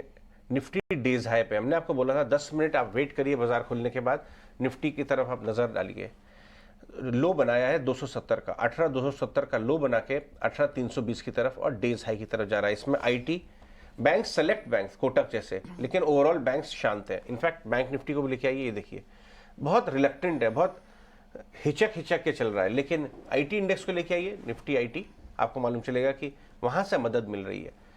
निफ्टी आईटी लेके आइए डाक्टर साहब, ये देखिए डेज हाई हरे निशान में आता हुआ, टीसीएस हरे निशान में आ चुका होगा, जो हमने अभी आपको 15 मिनट पहले ध्यान करवाया था। लेके आइए डाक्टर साहब, कुछ ने बोला, ये संतोष ने खुल के बोला था, हाँ जी लेना चाहिए, लेके आइए टीसीएस इंट्राडे। फ्यूचर्स तो ऑलरेडी हरे निशान में आ गया है टीसीएस का। संतोष आप वापस से विजिट करेंगे इसको, टीसीएस की कॉल को? ये टीसीएस मुझे रिलेटिवली स्ट्रेंथ नजर आ रही है आज टीसीएस में, स्पेशली रिस्क रिवॉर्ड काफी फेवरेबल है। आप 3250 का आप स्टॉप लॉस लगा के लीजिए एज ए डे ट्रेडर है तो, और पोजिशनल ट्रेडर है तो जैसे मैंने कहा कि मुझे 3500 रुपए तक की भी अपसाइड नजर आती है, तो करंट लेवल पे भी लेते हैं। तो आज ही शायद हमको अगर 3300 के ऊपर टिक जाता है तो 3300 के कॉल राइटर ट्रैप नजर आएंगे और स्टॉक में शायद 3340 तक का मोमेंटम देखने को मिल सकता है। पावर स्टॉक्स को हम डिस्कस करना चाहेंगे। पावर स्टॉक्स में दो चार बड़ी इंटरेस्टिंग चीजें हो रही हैं, पावर ग्रिड जैसे स्टॉक्स चल रहे हैं, लेकिन उससे पहले आपको एक दिग्गज इन्वेस्टर का व्यू सुनवाते हैं। कल हमारे साथ प्रशांत जैन पावर स्टॉक्स के ऊपर बात करते हुए नजर आए। उन्होंने ये बात कही कि पावर, वैसे तो पूरे ओवरऑल मार्केट में वैल्यूएशन एक्सपेंशन का स्कोप नहीं है, गुंजाइश कम है, लेकिन पावर स्पेस में अभी भी उनको वैल्यूएशन बढ़ सकते हैं, यहां से ये नजर आता है। पहले हम उनका व्यू सुनवाते हैं और उसके साथ हमारे एक बहुत ही शानदार पावर एनालिस्ट रूपेश से जुड़ेंगे बताने के लिए कौन से स्टॉक्स में बेट किया जाए। आइए आपको प्रशांत जैन का व्यू सुनवाते हैं पावर स्टॉक्स पे। देखिए, पावर एक ग्रोथ सेक्टर है। इंडिया में आज केवल 6% घरों में एसी है, और एसी जो है वो आप चलाएं तो जितना एक एसी का कंजम्पशन है एक घर में, उतना कंजम्पशन बाकी सभी 10 उपकरणों एक एसी बराबर है। शायद एक एसी 10 पंखों से भी ज़्यादा हो। अच्छा। हाँ, तो जैसे जैसे हमारी इकोनॉमी ग्रो करेगी, स्टैंडर्ड ऑफ लिविंग बढ़ेगा, तो पावर कंजम्पशन तेज़ी से बढ़ेगा। आप सोचिए, अगर इलेक्ट्रिक कार्स आ गई देश में 15 साल में तो क्या होगा। जी हाँ, जी हाँ। तो आपकी कितनी डिमांड पावर की आएगी। वो तो पूरा पेट्रोल डीजल से आपको इलेक्ट्रिसिटी पे स्विच करना पड़ेगा। जो मैन्युफैक्चरिंग सेक्टर ग्रो करेगा ये पावर के बेसिस पे ही ग्रो करेगा। तो आई थिंक पावर एक इंडिया में ग्रोथ सेक्टर है, और क्योंकि पिछले कुछ वर्षों में ESG के चलते, ESG कंसर्न के चलते या रिन्यूएबल के चलते ऐसा लगा था बाज़ार को कि ये कन्वेंशनल पावर कंपनीज में कोई वैल्यू नहीं रह जाएगी। आई थिंक वो व्यू मैंने पहले भी कई बार कहा गलत था मेरे हिसाब से, और आज लगभग सभी लोग उसको मान रहे हैं। तो वहाँ पर वैल्यू है, वहाँ पर ग्रोथ है। इंडिया को और थर्मल प्लांट्स लगाने पड़ेंगे, और आप देखेंगे कि आने वाले दिनों में उसके अनाउंसमेंट भी मेरे समझ में आना चाहिए। और दूसरा यह है कि जो थर्मल की कंपनी है वो सोलर और विंड भी आराम से लगा सकती है। एक्चुअली थर्मल प्लांट लगाना बहुत मुश्किल है, बहुत कॉम्प्लेक्स है। उसके कंपैरिजन में एक विंड मिल या सोलर लगाना तो बहुत साधारण सी चीज़ है। सोलर और विंड में जो मेन कंपैरेटिव एडवांटेज है या डिसएडवांटेज है किसी भी कंपनी का, वो है आपकी कॉस्ट ऑफ बोरोइंग। तो जो भी कंपनी पावर सेक्टर में सबसे कम रेट पे बाज़ार से पैसा बोरो कर सकती है, मुझे लगता है उसके सक्सेसफुल होने के चांस सबसे अधिक है। और जो कन्वेंशनल बड़ी पावर कंपनीज़ हैं उनकी बोरोइंग कॉस्ट बाज़ार में सबसे कम है। तो मुझे रुपेश सांखे हमारे साथ जुड़ रहे हैं। रुपेश, गुड मॉर्निंग, शुक्रिया। आप प्रशांत जैन को सुन रहे थे कि पावर सेक्टर में बेट करना चाहिए क्योंकि थर्मल वाली कंपनियां रिन्यूएबल्स कर सकती हैं, बट सिर्फ रिन्यूएबल वाली थर्मल नहीं कर पाएगी, और इसलिए उन्होंने कहा कि यहां से उनको पावर स्टॉक्स में वैल्यूएशन बढ़ते हुए नजर आते हैं। आपके कौन से स्टॉक पिक्स हैं पावर स्पेस में जो आपको अच्छे वैल्यूएशन पे नजर आ रहे हैं अभी? Good morning. जिस हिसाब से हमने देखा है कि ग्रीन ट्रांजिशन हो रहा है, कन्वेंशनल से हम लोग रिन्यूएबल एनर्जी में जा रहे हैं, हो सकता है नियर टर्म में वो टारगेट अचीव नहीं करेंगे, तो डिमांड सप्लाई का मिसमैच डेफिनेटली एनटीपीसी को हेल्प हो रहा है। बाकी जो कंपनीज है जो कोल बेस्ड जनरेशन, उनको भी बेनिफिट हो रहा है। अगर हम देखेंगे तो उनका पीएलएफ में अच्छा इंप्रूवमेंट आया, इंसेंटिव भी आया है।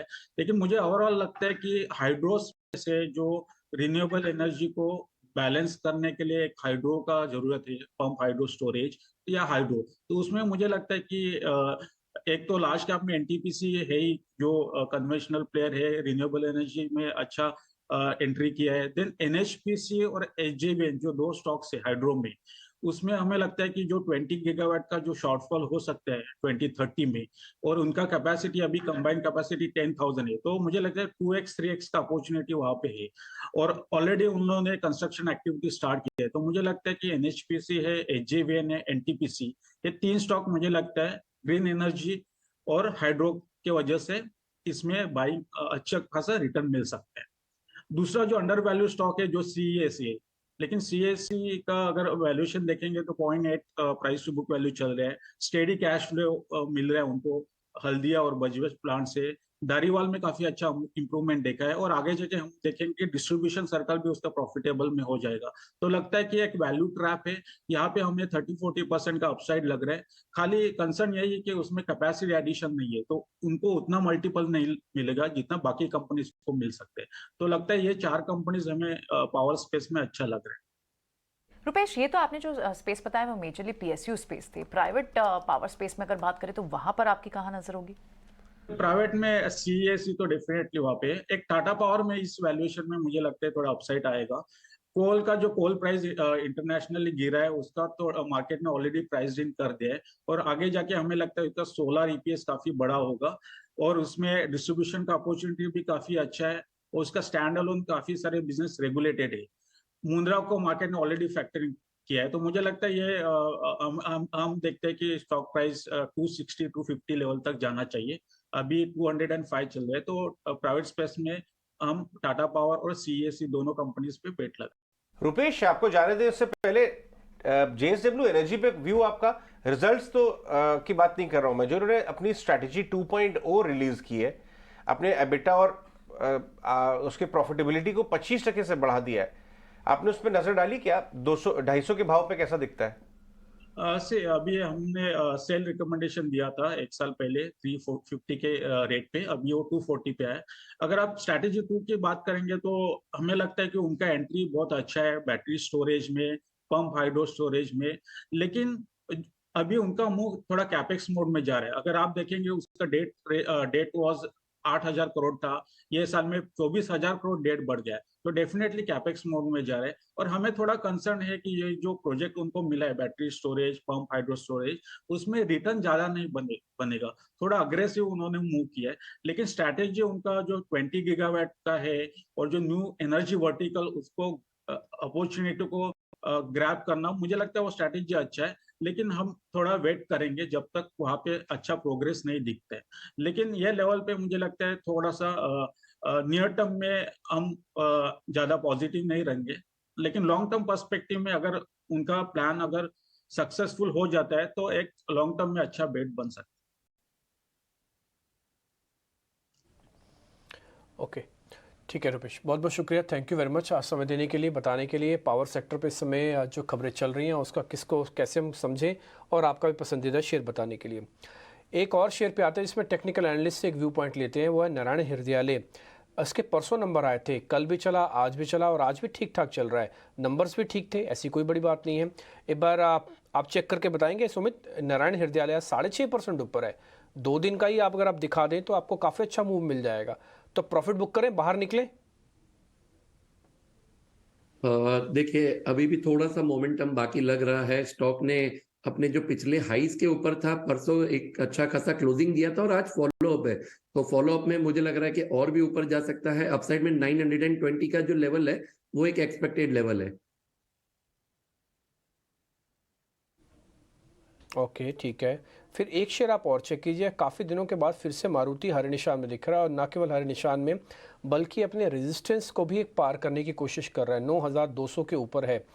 एक बार आप ही देख के बताइए, संतोष आप देखिए जरा मारुति सुजुकी को, ये 9600 की तरफ बढ़ रहा है क्या शेयर अब?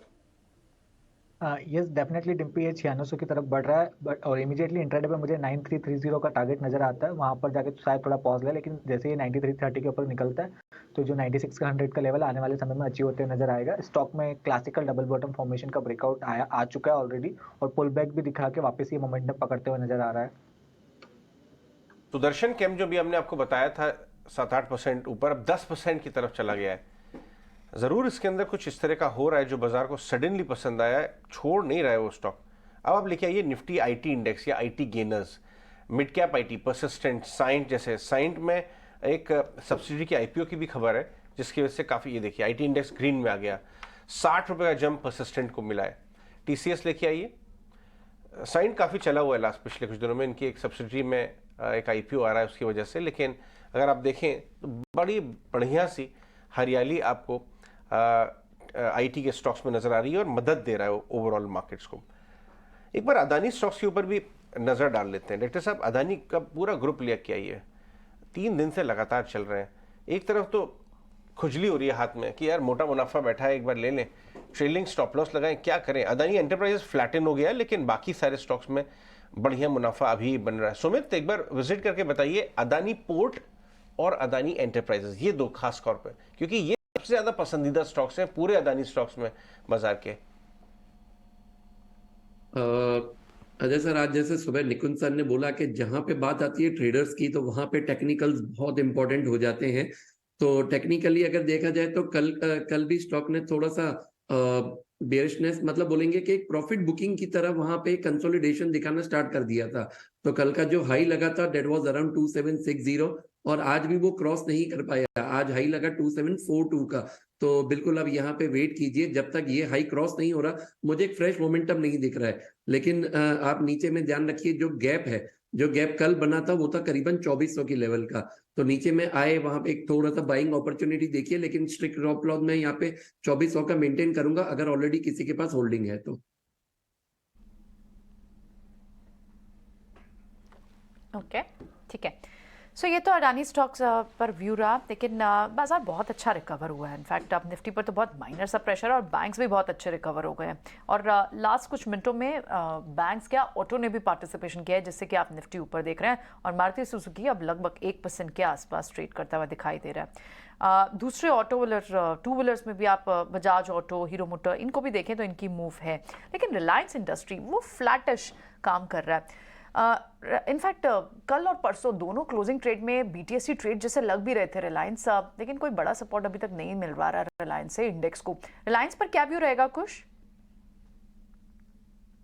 देखिए स्क्वीज हमें होता हुआ नजर आ रहा है बहुत ही क्लियरली 2500 ऑन दी अपसाइड, और मैं नीचे देखूं तो 24-25 के जो जोन्स हैं इस रेंज के अंदर एक स्क्वीज होता हुआ नजर आ रहा है। बायस इसका पॉजिटिव है, सो आई वोंट बी सरप्राइज्ड कि इसका ब्रेकआउट जो है ये हमें ऊपर की तरफ मिले। तो जिस तरीके का मोमेंटम और जहां पे ये स्टॉक 20 डे मूविंग एवरेज के पास सपोर्ट लेके रिकवर करने की कोशिश कर रहा है, यहाँ पे मैं कहूंगा कि लॉन्ग साइड पे ही बने रहें।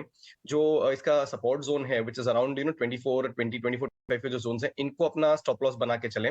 यहाँ पे जो आपके लिए पहला टारगेट है 2480 का है, जहां पे इसका 200 डे मूविंग एवरेज है, और जो दूसरा टारगेट है 2525 का है। तो ट्रेडिंग के लिहाज से लेना चाहें तो इन लेवल्स के साथ इस स्टॉक में बिल्कुल आप बने रह सकते हैं। बिल्कुल, चलिए आगे बढ़ते हैं। पावर स्टॉक्स पे फोकस है, बड़े बड़े इन्वेस्टर्स इसके ऊपर बाय कॉल दे रहे हैं। कल ही हमारे साथ प्रशांत जैन, फॉर्मर HDFC CIO, बोल के गए पावर स्टॉक्स में वैल्यू दिख रही है। और आज अगर आपने देखा हो JSW एनर्जी वो फोकस है, वो स्टॉक भी फोकस में रिजल्ट्स की वजह से। कल शाम को रिजल्ट्स आए, बाजार ने मिस रीड किया नंबर को, क्योंकि ऑब्वियसली कई बार हो जाता है, क्योंकि प्रॉफिट्स में वन ऑफ था। पिछले प्रॉफिट में एक ऐसा कंपोनेंट था जो उसको आपको एडजस्टेड करके ही कंपेरेबल बनता, लेकिन बाजार ने ऐसा किया नहीं। On the face of it read किया और लाल निशान में खुला स्टॉक। लेकिन जैसे ही बाजार ने रियलाइज किया कि ये वन ऑफ है, एक शार्प रिकवरी हमें JSW के स्टॉक में दिखी। अब करीब 2% इन द गेन हरे निशान में ट्रेड कर रहा है। हमारे साथ प्रशांत जैन, जॉइंट MD और CEO जुड़ रहे हैं JSW एनर्जी के, बात करने के लिए रिजल्ट्स और उससे ज्यादा बाजार जो एक्साइटेड है जिस चीज को देख के, वो है उनकी स्ट्रैटेजी 2.0। प्रशांत, शुक्रिया बहुत बहुत हमसे बात करने के लिए।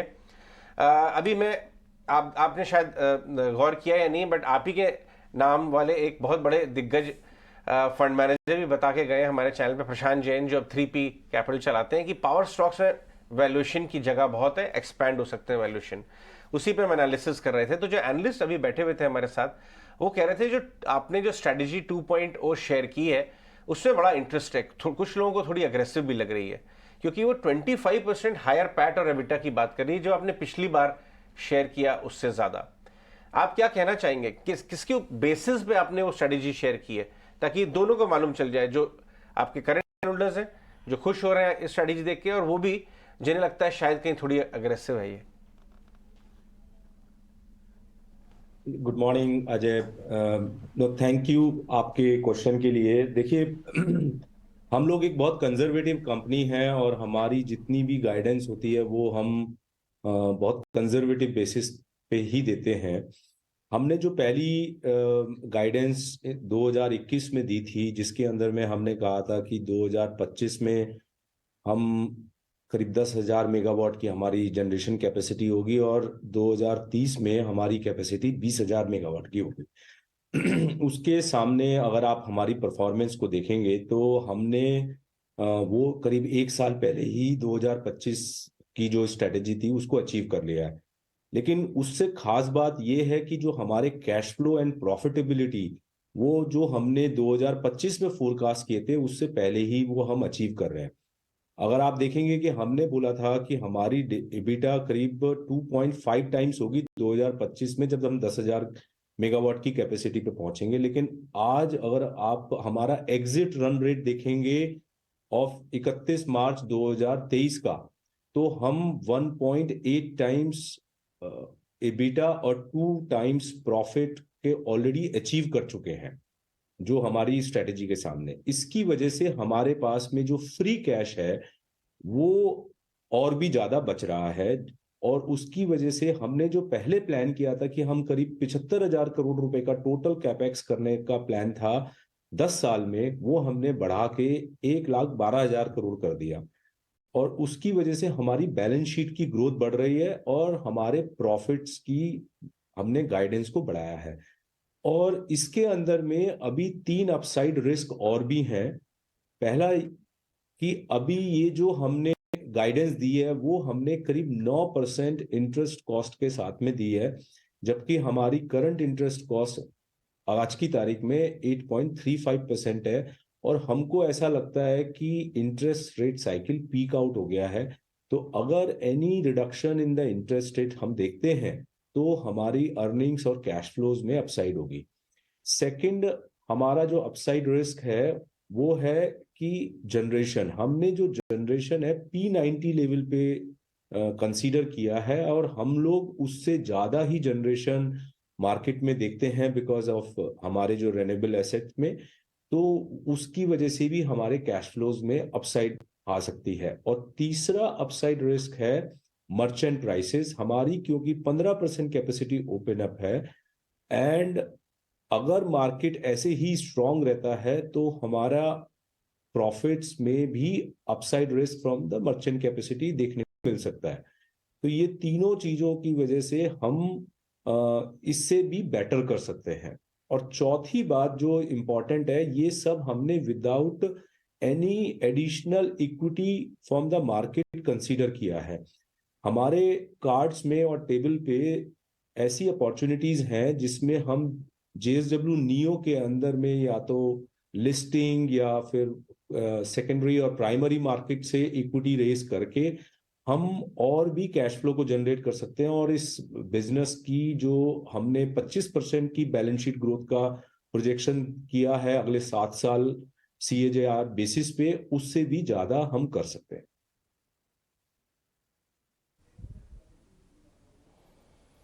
ठीक है। प्रशांत जी, एक पॉइंट और समझना था, ये थर्मल टू न्यू वर्टिकल्स जो आप जा रहे हैं जिसमें बहुत सारे और सेगमेंट ऑफ द एनर्जी हैं, उसका जरा हमको स्टेटस बता पाएंगे कि हाइड्रोजन में कितना है या सोलर में कितना है, इन सब चीज़ों में डिविजन्स में अगर थोड़ा आइडिया दे पाएँ तो हम कहाँ पे खड़े हैं एक्चुअली, मैं ये जानना चाहता हूँ मैं।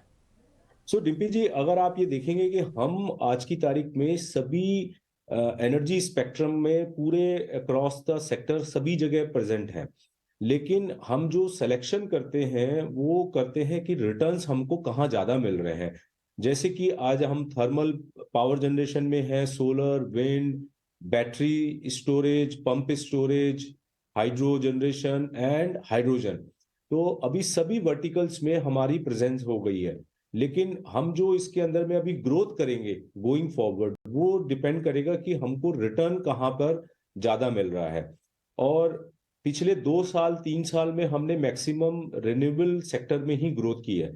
बट अगर आप देखेंगे कि अभी हमारी जो नई स्ट्रैटेजी में हमारा स्टोरेज के ऊपर में बहुत ज्यादा फोकस है, क्योंकि वहां पर हम मिड टीन की जगह हाई टीन और सब कई जगह तो हमको 20% की भी रिटर्न अपने को मिल जाते हैं। तो उसकी वजह से हम उस सेक्टर में ग्रोथ कर रहे हैं।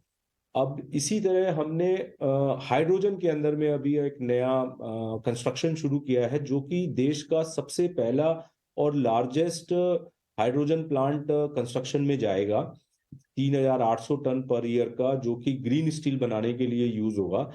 अब अगर हमने अगले 18 महीने 2 साल के अंदर में इस सेक्टर में बहुत अच्छी तेजी देखी और हमको अच्छे कॉन्ट्रैक्ट्स बहुत अट्रैक्टिव रेट्स पे होने लगे, तो हम कुछ कैपेक्स फ्रॉम पंप स्टोरेज हम हाइड्रोजन की तरफ डाइवर्ट कर देंगे। तो हमारी स्ट्रेटेजी बहुत डायनेमिक है और डिपेंडिंग अपॉन द मार्केट के जो फोर्सेस हैं हम अपनी स्ट्रेटेजी को कैलिब्रेट करते रहते हैं। ऑलराइट मिस्टर जैन, बिल्कुल आपने जिस तरह के टारगेट्स अपने बताए 2.0 स्ट्रैटेजी की बात की, आई एम श्योर इसमें कई सारी आपको इन्वेस्टमेंट्स भी करनी पड़ेगी, कैपेक्स भी लगाना पड़ेगा। अगर डेट की सिचुएशन आपसे समझना चाहें तो FY24 के एंड तक कितनी होगी? करंटली आपकी 22,000 करोड़ की डेट की सिचुएशन है।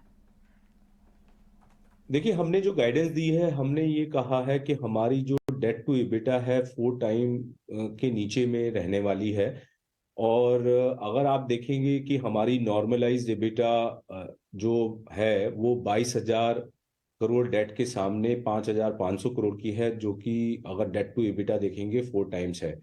ऐसे ही हमने ये जो ग्रोथ इबिटा का जो प्लान किया है, करीब 22% इबिटा ग्रोथ का प्लान किया है, और अगर हम FY24 के एंड में देखेंगे तो हमारा डेट EBITDA 4 टाइम के नीचे ही रहेगा और हमारा डेट करीब 30,000 से 31,000 करोड़ के आसपास होगा और हमारी EBITDA लगभग 4 फिगर में टच कर रही होगी। और राइट, शुक्रिया मिस्टर जैन आज समय देने के लिए और ये सारे टेकअवेज हमारे व्यूअर्स के साथ शेयर करने के लिए बहुत बहुत शुक्रिया आपका। Wish you luck for future quarters.